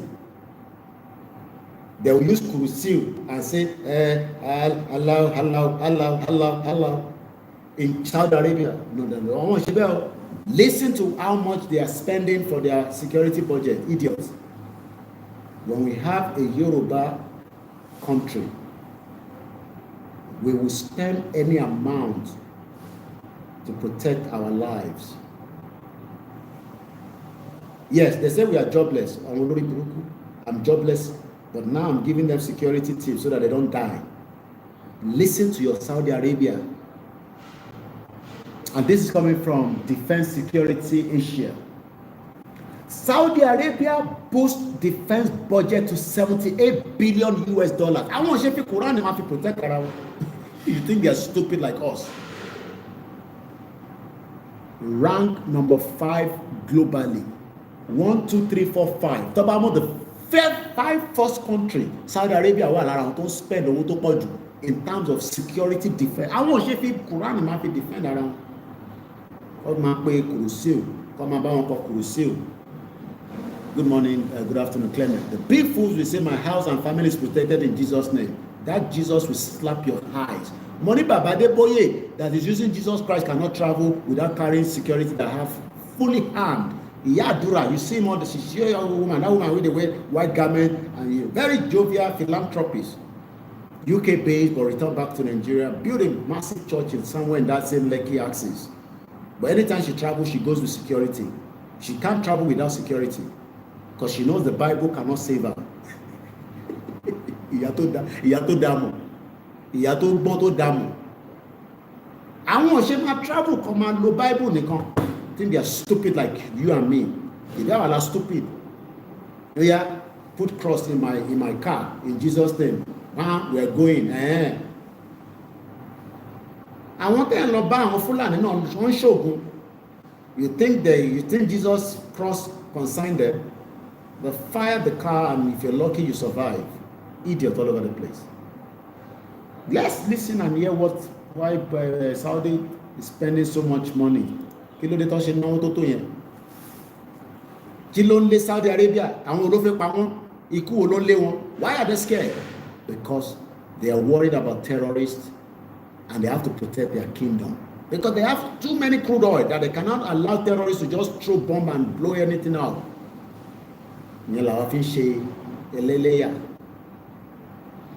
Defense security in Asia. Saudi Arabia boosts defense budget to 78 billion US dollars. Do you know what billion is? You think they are joking? You think they are joking? I'm talking about Saudi Arabia. One invested 78 billion US dollars to make sure that their life and their citizens are well protected, and that's why they don't give you their papers, especially Nigerians. Think they're stupid. They will allow any Dick and Harry to come to their country without any control.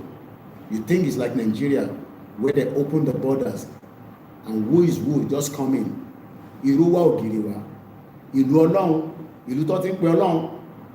Wọ́n fi Ọlọ́run fi protect ara wọn. Wọ́n boost. Do you know what I mean by boost? You know people that drink all this, Red Bull and all this booster to keep their body going for the day. They boost it up and say, Koiki, we are not stupid though, like you guys that stupid in Nigeria calling yourself Nigerians. We boost our security by 78 billion US dollars, not million, billion dollars, 78 billion dollars. And we are here. Our warrior who, warrior ha, warrior who, warrior ha. You think security is cheap? Abi?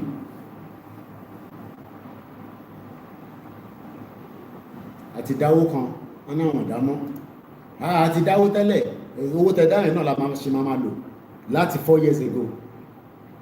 So owó 4 years ago yẹn náà la ṣe máa fi ṣe security láti fi defend ara wa. I'm talking about fáwọn àtàǹṣe Yorùbá nation ní sìn yìí. That's why I keep telling people that when they say ẹ bá wọn gbọ́ Fúlàní máa pa yín dànù ni o. Ẹ má waste ẹ̀mí yín. We love you too much. Ẹ fi ọ̀rọ̀ security fún governor. Káwa máa pariwo divide Nigeria, Yoruba people can go. Tábà ti gba country, the country would then look after us and protect us. But pé ẹ fi rányàn kan máa rí ọgbẹ́ when the diaspora say ẹni kọ́ wọnú gbókọ́ lọ́wọ́ àwọn Fúlàní pa wọ́n dànù ní o. Kò Fúlàní gbé AK-47 dání. Ordinary pump rifle àwa ò ní. A pump rifle as of 2021 is about almost 450,000 naira. I don't know how much they're selling it now. They don't have pump rifle, listen. I'm sure based on inflation in Nigeria, because you can get a pump rifle and get a license for it. Few people have pump rifle. Àwọn tó ń ṣe security, bí àwọn Àmọ̀tẹ́kùn, àwọn OPC, àwọn Àgbẹ̀kọ̀yà. As long as they are registered with Nigeria security, they can apply for license for pump rifle. But do you know how much the pump rifle is? You think a bullet is like a pump? It's expensive. That's why we don't have money to fight. Ìyẹn la ṣe gbọ́dọ̀ jáde in our millions láti pariwo síta. Ẹ lówó tẹ́fẹ́ fi jagun ni. Lówó tẹ́fẹ́ fi jagun náà. Ẹ fi ipò ogun dàbí intercom máa fi £1 fi jà ni. Àwa tá lówó la fi jagun. Ìyẹn la ṣe sọ pé ká jáde in our millions so that we can go out there and ask for our demand. Káwá wo mélòó ni wọ́n fi pa nínú gbogbo wa. We have 30 million Yoruba people on the street for 1 month. Non-stop, 1 month. Nigeria will fall apart.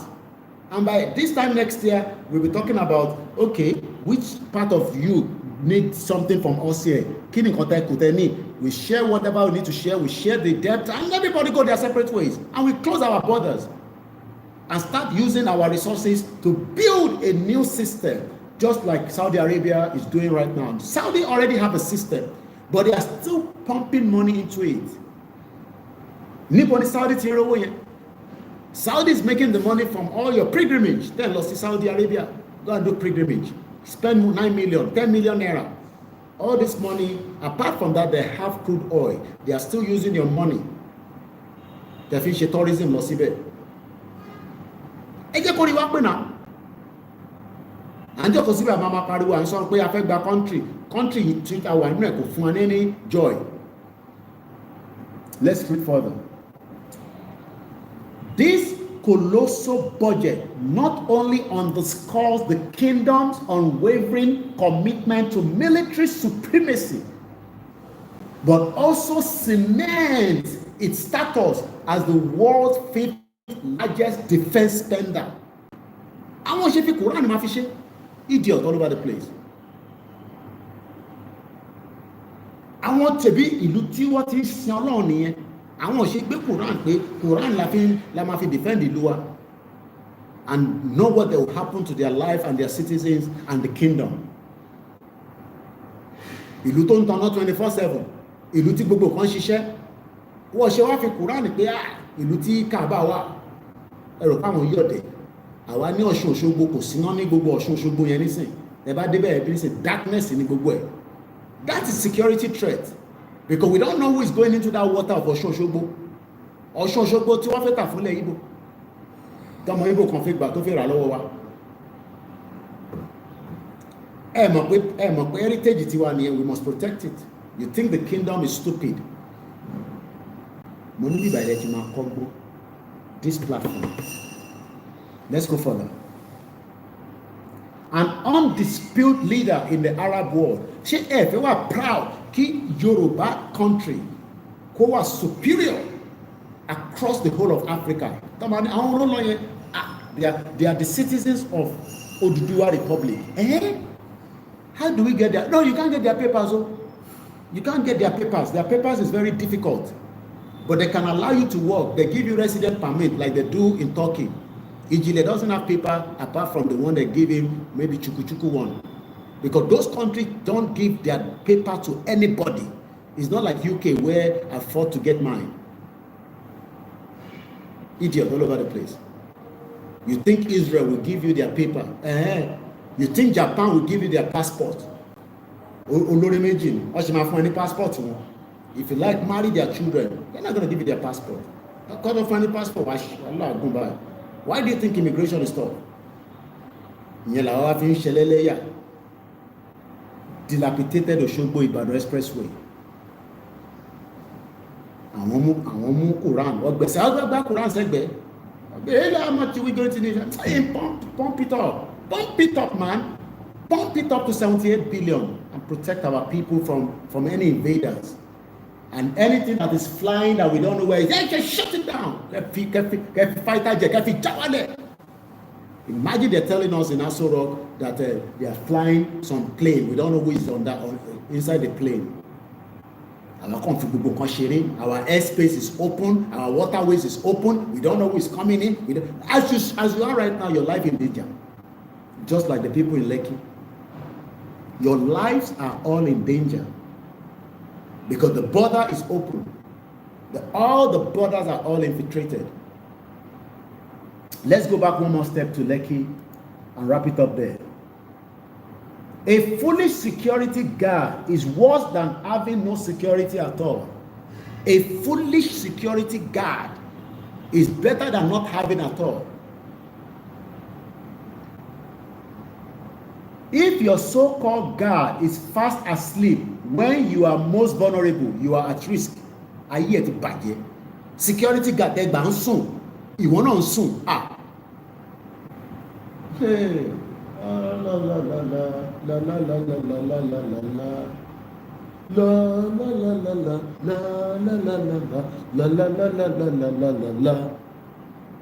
Idiots, Nigerians. You think all these politicians, that's why they carry gowns with their security all the time. This was a near tragedy that could have resulted in the death and adoption. Do not entrust your life and property to incompetent. Òyìnbó pọ̀, mo ní bíbá ni máa ń kan yín lọ́mọ. Máa yọ ẹ̀mí Nàìjíríà kúrò lára ẹ̀. Tó bá máa wá wo program báyìí, inú á máa bí ẹ lójoojúmọ́ ni pé Nàìjíríà ni bọ̀bọ́ ìlú wọ́ọ̀ṣì báyìí kò ní dá fún àti Nàìjíríà yẹn ní ṣoríire. Èmi ni máa gbá àfikún máa wo program. Èmi ni máa yọ ẹ̀mí Nàìjíríà tó wà lára yín yẹn tí bàbá Adébóyè ṣe parọ́ pé Nàìjíríà máa ṣe. Èmi ni máa gbẹ èmi àti bàbá Adébóyè á máa wọ ṣòkòtò kan náà nínú ọdún yìí. Ọdún táwa yìí èmi àti bàbá Adébóyè àti ìyá àdúrà àjọ máa wọ ṣòkòtò kan náà. Àjọ máa mú nǹkan lẹ̀ lórí ọ̀rọ̀ Nàìjíríà. Torí àwọn sì ń pray fún Nàìjíríà. Kọ́ wá pray fún mi pé Nàìjíríà ń ṣiṣẹ́. Kémi àti wọ́n jọ jókòó kọ́ pray fún mi pé Nàìjíríà ń ṣiṣẹ́. Wọ́n á sọ̀nà tó ń ṣiṣẹ́ fún mi. Káwọn wá sọ̀nà tó ń ṣiṣẹ́ fún mi. Tó bá ń ṣiṣẹ́ fún ìdílé wọn tó ń ṣiṣẹ́ fún ìdílé gbogbo àwọn ọmọ Yorùbá. Ta ló ń parọ́ fún irọ́? Àjọ máa mú nǹkan lẹ̀ ní 2025 yìí. Mo sọ fún yín pé ọdún tàwa no good for anybody. Àti pastor àti imam àti babaláwo. Wọ́n bastard ẹni ṣoríire. Àwọn lè fẹ́ máa parọ́ fún pé Nàìjíríà máa ṣiṣẹ́. So àwọn Prophet Adébáyọ̀ tó sọ pé Nàìjíríà ṣiṣẹ́, àwọn stupid. So you think Prophet Adébáyọ̀ is stupid? Àwọn ń ṣe wòlíì Ọlọ́run. Tí màmá máa gbọ́ tí bàbá Adébóyè ṣe sọ pé pray for one Nigeria will be better. Pray for the dollar and the naira will be one and one. Kumusi àbí Kumasi àbí kílẹ̀ pé yẹn láti 1980 ló ti ń pariwo pé dollar àti naira máa wá together. How much is dollar today? Probably about almost 2,000 naira. Idiot all over the place. Don't talk to man of God. Who is man of God? The man of God is in Saudi Arabia. They are spending 78 billion to protect their lives a day. Why is it that Iyadura and lo ọlọ́pàá? Àwọn òṣèlú máa lo ọlọ́pàá. In kingdom, you don't need ọlọ́pàá. Ọlọ́pàá is there to protect everybody. Is there to protect everybody, not one person. No man fi bọn tẹ̀lé lẹ́yìn. Move. You see them when they go to party. Ojú òtẹ̀ tún tì wọ́n. They go to party, they will still have those soldiers get close to them in the party with guns. Imagine that gun get tripped off. Party.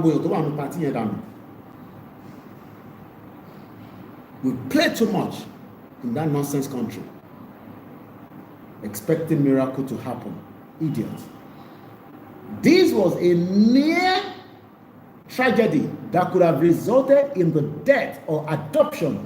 Do not entrust your life and property to incompetent. Hire real professionals. Stay vigilant. Stay safe, because the next time there may be no second chance. That is what the man is saying. Let's hear him a little bit from here. Also, there's a video. You think I'm making this up? Enter Walori Facebook and the video here. I don't know whether I can download the video and send it back to myself. Let me see if it's going to allow me to download the video. I don't know. I mean, I added download video on. But for now, let's just hear what the man wants to say. Yesterday, Amlo basketball estate in Lekki around 2. Nisuru. Mo fẹ́ káwọn èèyàn gbọ́ dáadáa. Nisuru, Amlo back came to your estate. Kí ni ká wá ṣe sí yẹn? Come to your estate. Ìbẹ̀ni Koiki shut up. Ìbí nǹkan tẹ́ máa ń sọ fún mi nìyẹn. Àbí? Koiki ìdáná. Oníṣẹ́ ni bọ̀bọ̀ yìí. Oníṣẹ́ ni. Àwọn ọ̀dẹ̀. Oníṣẹ́ ni. Ẹ má bínú mi mo pa kámẹ́rà ìkọ̀ mo fẹ́ káwọn tó wà ẹni tẹ́ bá fẹ́ rí fídíò yẹn ẹ sáré lọ sórí YouTube ibẹ̀ nìkan lẹ ti máa gbọ́ àwọn tó kù èyí tó kọ̀ ẹ̀ lè gbọ́. I think I'm making this up látàárọ̀. Ó yẹ gbóhùn sókè jàre kí ló sọ bàbá? Ó yẹ gbóhùn sókè. Yesterday, Amlo basketball estate in Lekki around 2 a.m. to Rome. He came in a black car without plate number. The securities were sleeping. Instead of them to actually check out what was going on, he started asking them who they were. Those ones now said they're from SSS or CID, that they came to our estate to arrest an armed robber. Now, instead of these ones to now get across to the estate chairman or manager to know what is going on, they now open the gates to go and check who the person, group of people were. That's how these ones now pointed guns at them and tied all of them up and entered the gates and parked their car freely, started robbing each house successfully. Unluckily for them, they got into the house that they knew that police was in, and that one cocked his gun, started shooting, and that's how they ran away, drove their car out of the estate. All the security that we keep hiring, they are majorly gatemen. Their job is to open gate and close gate and be saluting to give them money. Please watch over your estates. Most of them don't even know what they are doing. If not because of the moronic gatemen we had, many of us would have either been robbed, killed, kidnapped, not because of their stupidity. Please watch over your gatemen. Train them. Those people that bring them, watch over them. Tell them to actually bring responsible people. Train them very well so that they won't be as stupid as the ones that open gate free for armed robbers to come and rob us. You think I was making it up, Latarado? I'm sure some of you are always thinking like that. Where did you get this story from, Koiki? Hey. Thank you very much. Everybody will shop breakfast.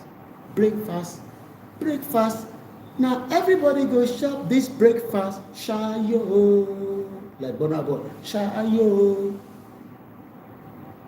You joke too much. You play too much. We are playing with our lives in Nigeria. You think Nigeria care about your life? We play too much because we're expecting one miracle to happen. You had it. All the analysis I've done, I think got 10 years of it. Thank you so much, sir. Olorun fi ṣe ẹ̀ṣọ́ yín. Now, let's come back to Saudi Arabia.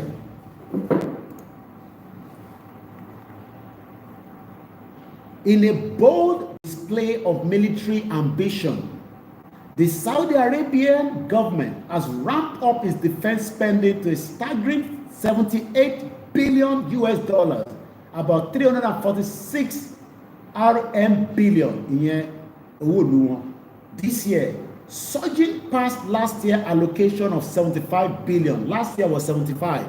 This year they are spending 78 billion. Kí ni population wọn ní Saudi Arabia? Saudi population, idiot all over the place. Go and save Nigeria. Save Nigeria to your father.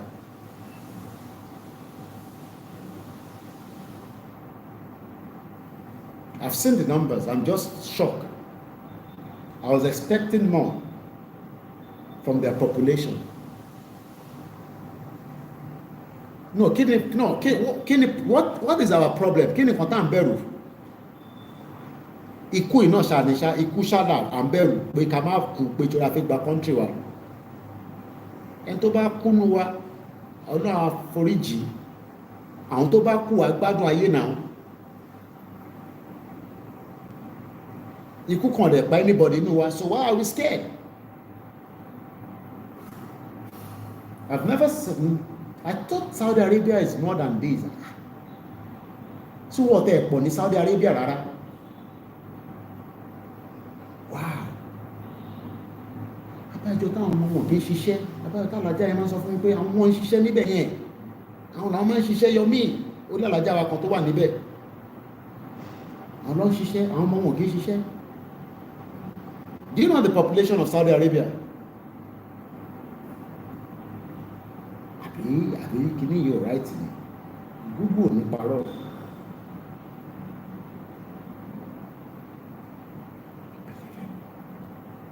Wow. Wọ́n ọ̀pọ̀ rárá. Clement, I'm shocked. I want to say it out, but I'm still shocked. Not that I don't want to say it out, but I'm shocked as I'm looking at the numbers. As of 2023, the population of Saudi Arabia is 36.95 million. So what to 60 million?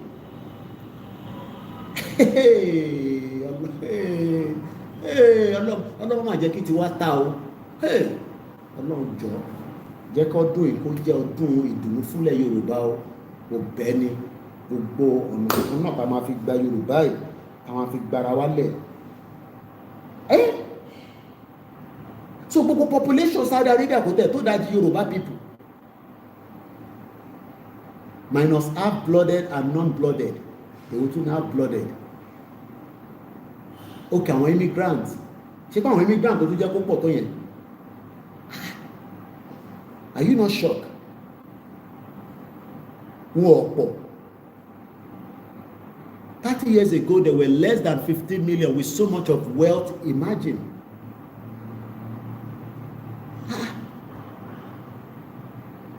Ọ̀rọ̀ yà bí mi. No, any sùúrù. I think something is not right. Ṣé 37 million ni wọ́n lóòótọ́? Gbogbo population Saudi Arabia. And they are spending 78 billion. Kí ló ń lé wọn? Why are they spending so much money for defense? That is, how many of us in Nigeria, and how much is our budget for security? Ẹ pè wọlé, wàhálà ti wà.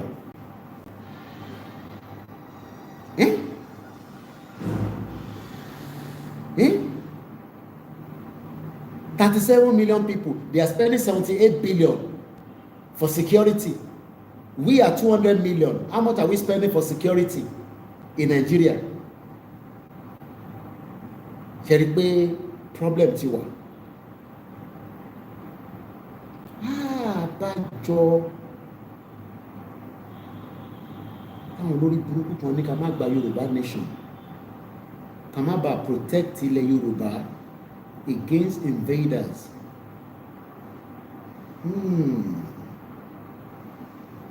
37 million, the population. How many people know that that's the population, 37 million? How many of you are aware of it? But 37 million, no?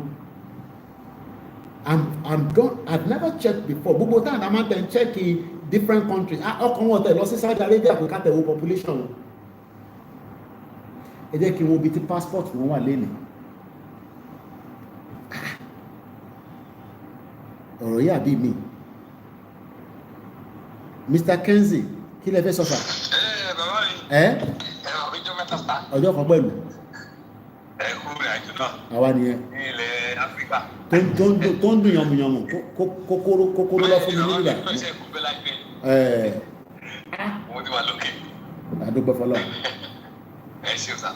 Ẹ ṣe nǹkan kékeré orí ọ̀rọ̀ nǹkan tẹ̀sán kan wá pọ́ìntì tó tẹ̀lé fẹ́ sọ nípa ẹ̀ ní ọ̀rọ̀ kékeré population wa yẹn. Population wa yẹn àlégẹ́ẹ̀dì. Níṣẹ́ là pé àwọn olórí burúkú parí àwọn tí kó àwọn tí ò ṣe tí wọ́n ti kó wọn wọlé. Okay. Pé ìbàtọ̀ náà kó tó kó wọlé náà àti population assumption ni wọ́n ń ṣe. Okay. Òtí bá ká bẹ àwọn èèyàn wa kájọ ọdún ọlọ́run ìlú tó bá ti ní identity kò ń ṣe ìlú.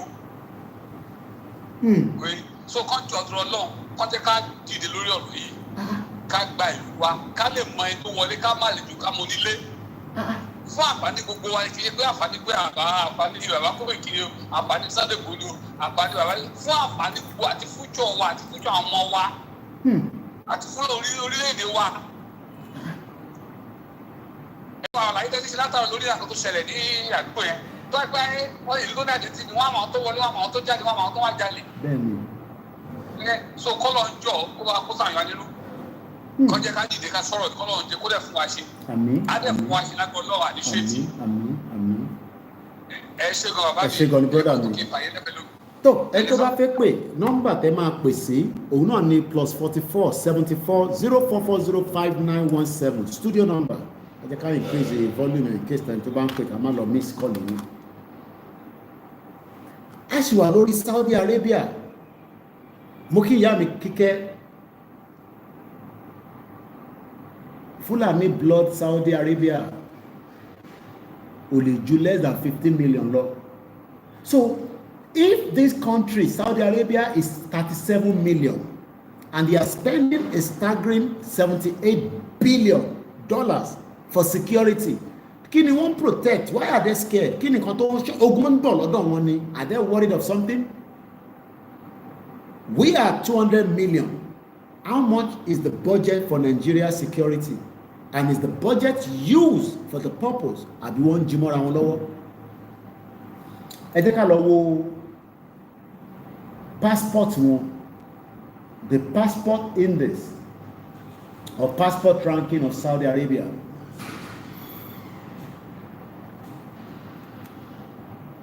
How strong is Saudi Arabia passport?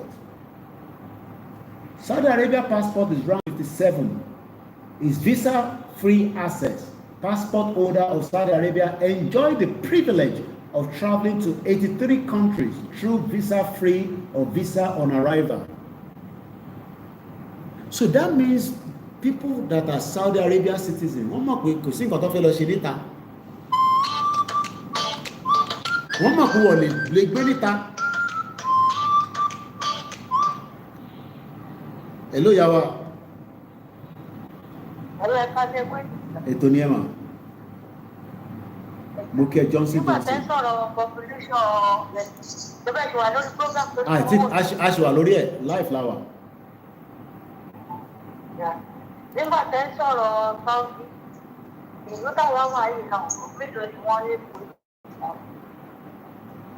Mélòó ni wọ́n dẹ̀ gbádùn? Tó bá di ọdọọdún báyìí, owó tó bá rí lórí epo wọn, ṣẹlẹ̀ ní ìtàkùn owó tó bá rí lórí epo wọn, wọ́n máa tún fún àwọn ọmọ nílùú wọn. Wọ́n bá rí báwọn ọmọ nínú yẹn ṣe máa ń gbádùn. Bàbá rí wọn bá ṣe gbádùn. Àpọ́jù kan tó gbogbo yóò lẹ́kọ̀ọ́ ní ara Saudi lọ ti gba òmìnira. Nínú àwọn ìlú táwọn ẹ má bínú nǹkan kámẹ́rà mi padà èyí tẹ́wà nígbà yìí. Má bínú látẹ̀ nǹkan ti gbàgbéra. Wọ́n lè gbé nǹkan. Ṣé yẹn ní ṣẹ́gbà yìí? Wọ́n lè gbé ẹni tì. Wọ́n lè ní ìdú epo lọ. Wọ́n lè ní epo lọ. Owó wo lẹ̀ ló lọ sókè jù ní gbogbo àgbáyé. Ẹnì kọ̀ọ̀kan wọn yẹn ṣe sọ́ọ̀tì sí. Owó wọn ló lọ sókè jù ní gbogbo àgbáyé. Owó wọn tẹ́ bá kú jáde ẹ̀ lè rí náà. Ìkọ́sí wọn ọ̀gbẹ́ kówó wọn kò sí ní wọ́ọ̀dù. Wọn ọ̀gbẹ́ kówó yẹn jáde níta. Àgbọ́yé ìyá mi. Nínú yìí, wọn ò lè fún yín ní títí gbogbo ara kọ̀ọ̀ṣì. Ẹnìbọ̀dì tó bá sọ pé wọ́n fún yàn ní títí ní gbogbo ara kọ̀ọ̀ṣì, bọ́ọ̀lù rẹ̀ ti òbí rẹ̀ nílẹ̀. Gbogbo ara kọ̀ọ̀ṣì kò sí ti tó bí sílẹ̀. Wọ́n kọ̀ lọ ní rẹ́sídẹ́ǹtì àti ìgbà tó máa tù àti ìṣòro wọn. Tó bá máa fi ṣiṣẹ́. Wọ́n fún yàn níwèé lu wọn. Wọ́n fún yàn ẹ̀ bá lo 50 years. Èmi tí wọ́n sọ̀rọ̀ 10 years tí wọ́n lò lọ níbi wọn lè fún ẹ níwèé. Wọn lè fún yín níwèé wọn.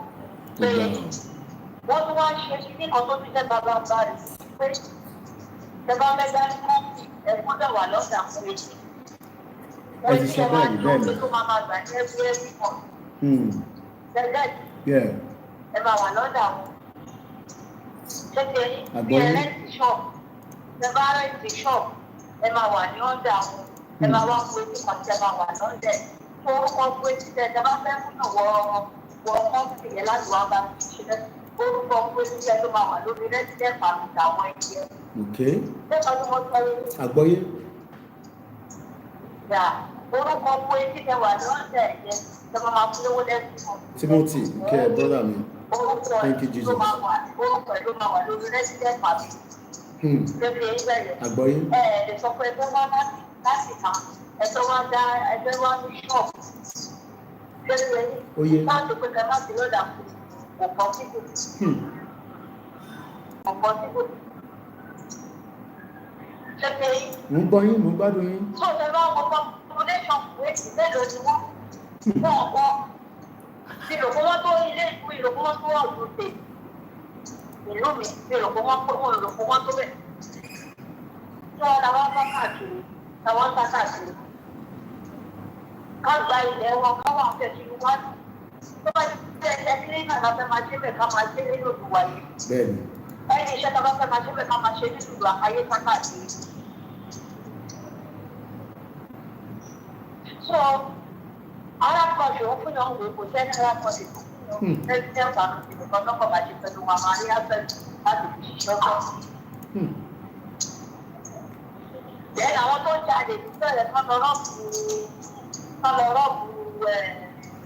rọ́ọ̀bù wọ́n ní ẹ̀jẹ̀ nípa tí wọ́n ṣe é ṣé kí wọ́n ti máa tẹ̀lé owó àwọn ọmọ Ìgbò ni wọ́n ṣe àwọn ọmọ Yorùbá wọ́n ra bísà wọlé wọ́n ṣe ọmọ Yorùbá ọ̀sẹ̀ àwọn pé Nàìjíríà náà lọ́ máa pè wọ́n ọmọ Ìgbò ni wọ́n irú nǹkan bí sídẹ́ẹ̀tì tó lè ṣẹlẹ̀ kò ẹ́ máa ṣẹlẹ̀ ní ìdíje òní tí wọ́n ẹni tí tó bá jáde ìwà máa mú ẹni jáde.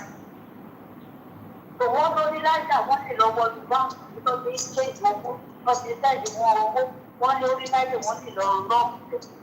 Ṣé torí àwọn ìkan tó ṣe ìdíbi tó ṣe ìdílé báyìí ó dàgbé bí wọ́n tún máa tọ́ọ̀kì Nàìjíríà láti wá sókè wọ́n sì ṣe ìṣẹ̀ lọ́wọ́ bẹ́ẹ̀ wọ́n ní wọ́n ra private visa wọlé ní nígbà tó bá ra private visa wọ́n ti wọ́n ti 20 million.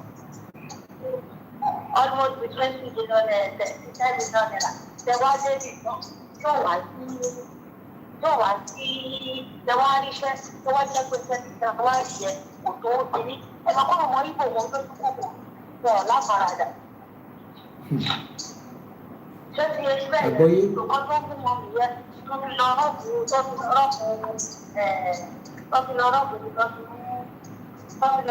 to be àti ṣe lọ́sí ẹ̀sìn ìgbòho ọ̀dẹ́ ẹ̀sìn ọmọ Yorùbá ló mọ̀ láyà tó gbogbo lẹ́kùn mọ̀ láyà ọmọ Yorùbá wọn ti olókàlùkù fún wọn bó ṣe ìdílé lẹ̀ tó olókàlùkù lọ rápálẹ̀ pé àlẹ́ tó ti bá parí àṣàjà ó mẹ́ta nítorí ọ̀rọ̀ tó kò sí Nàìjíríà tó àwọn ọmọ Ìgbò ni wọ́n ṣiṣẹ́ yẹn.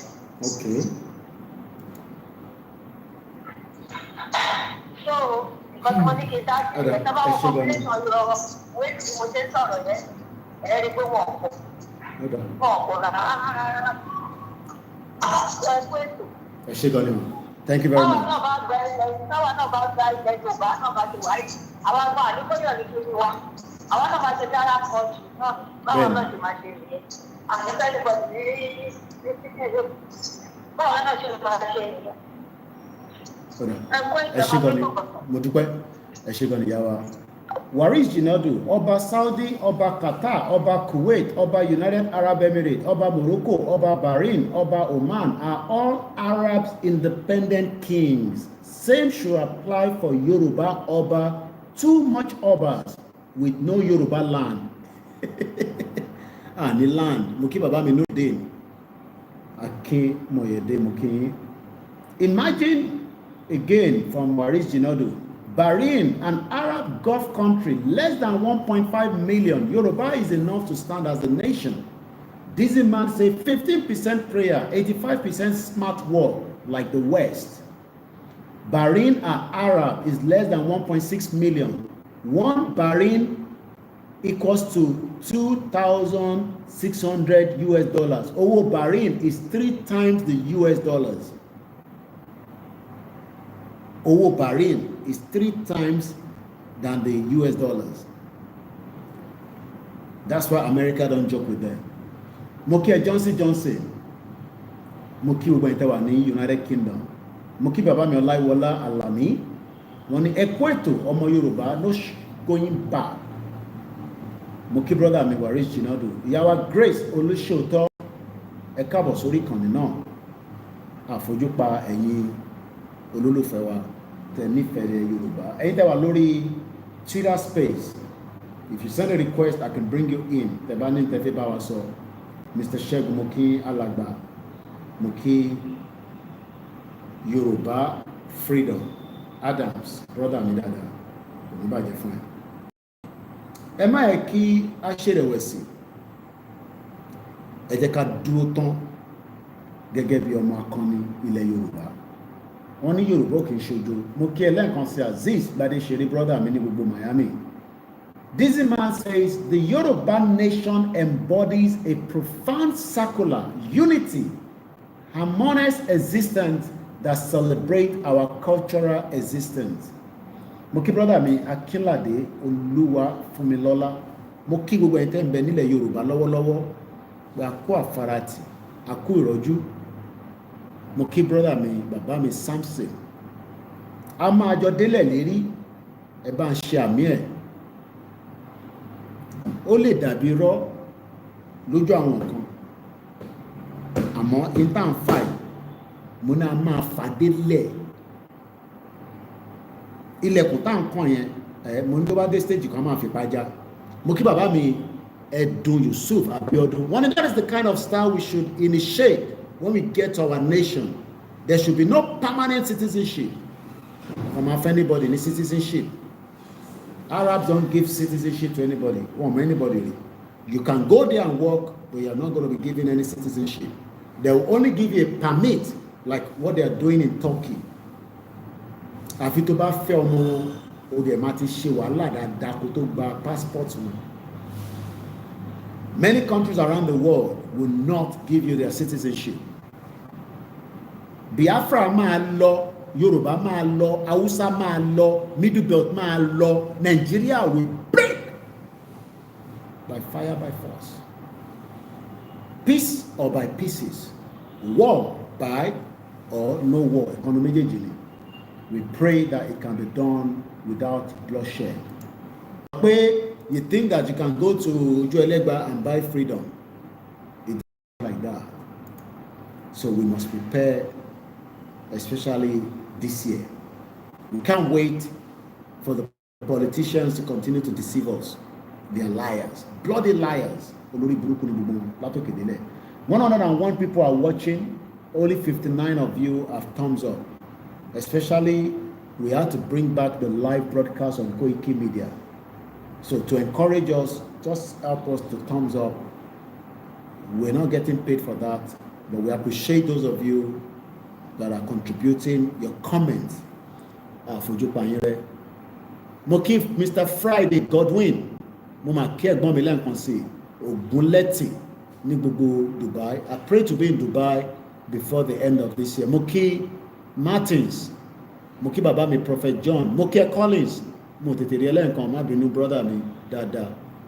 Èèyàn ti Koikimedia, èèyàn tó rí Olóyè Ìgbòho.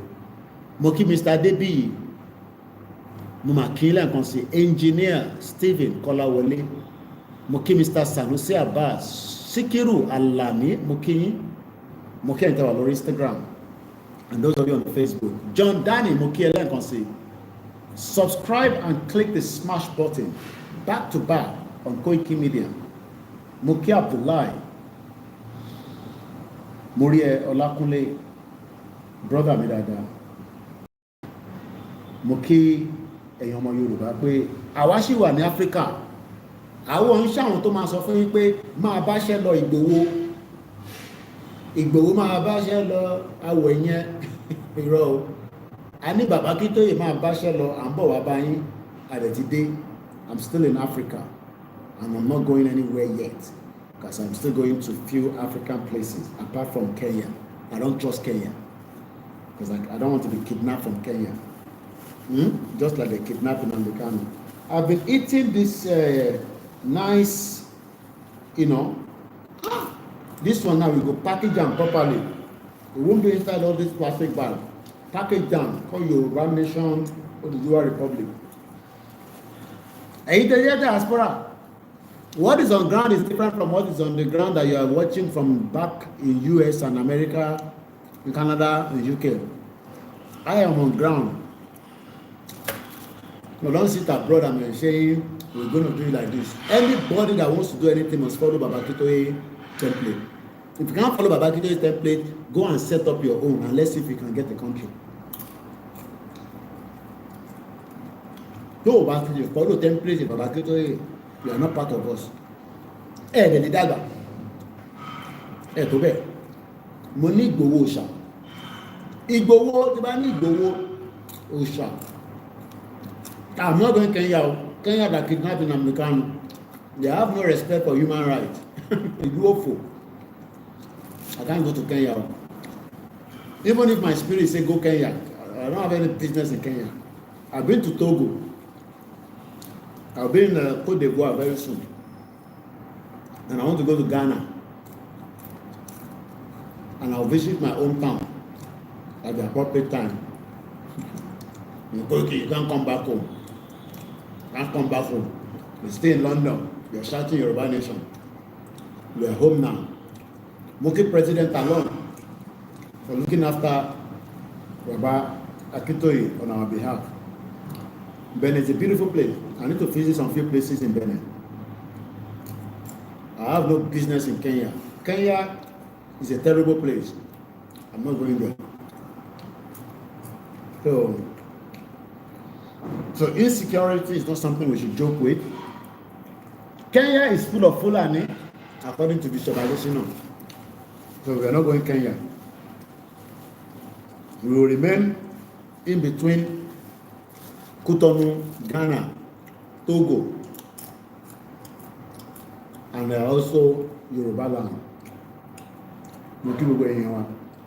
So let me start ending the program, and if I have strength, like we can come back and do a late night.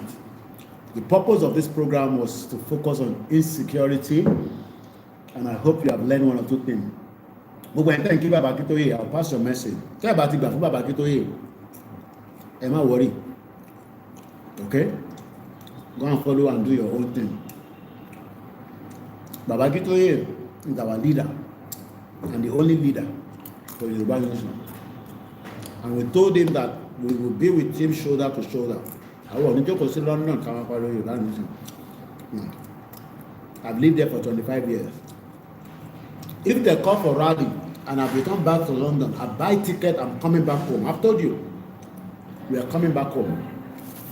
So, I can end program here. So I come to 2 hours here. So I'll be back again for our late night broadcast. That will be probably late. Okay?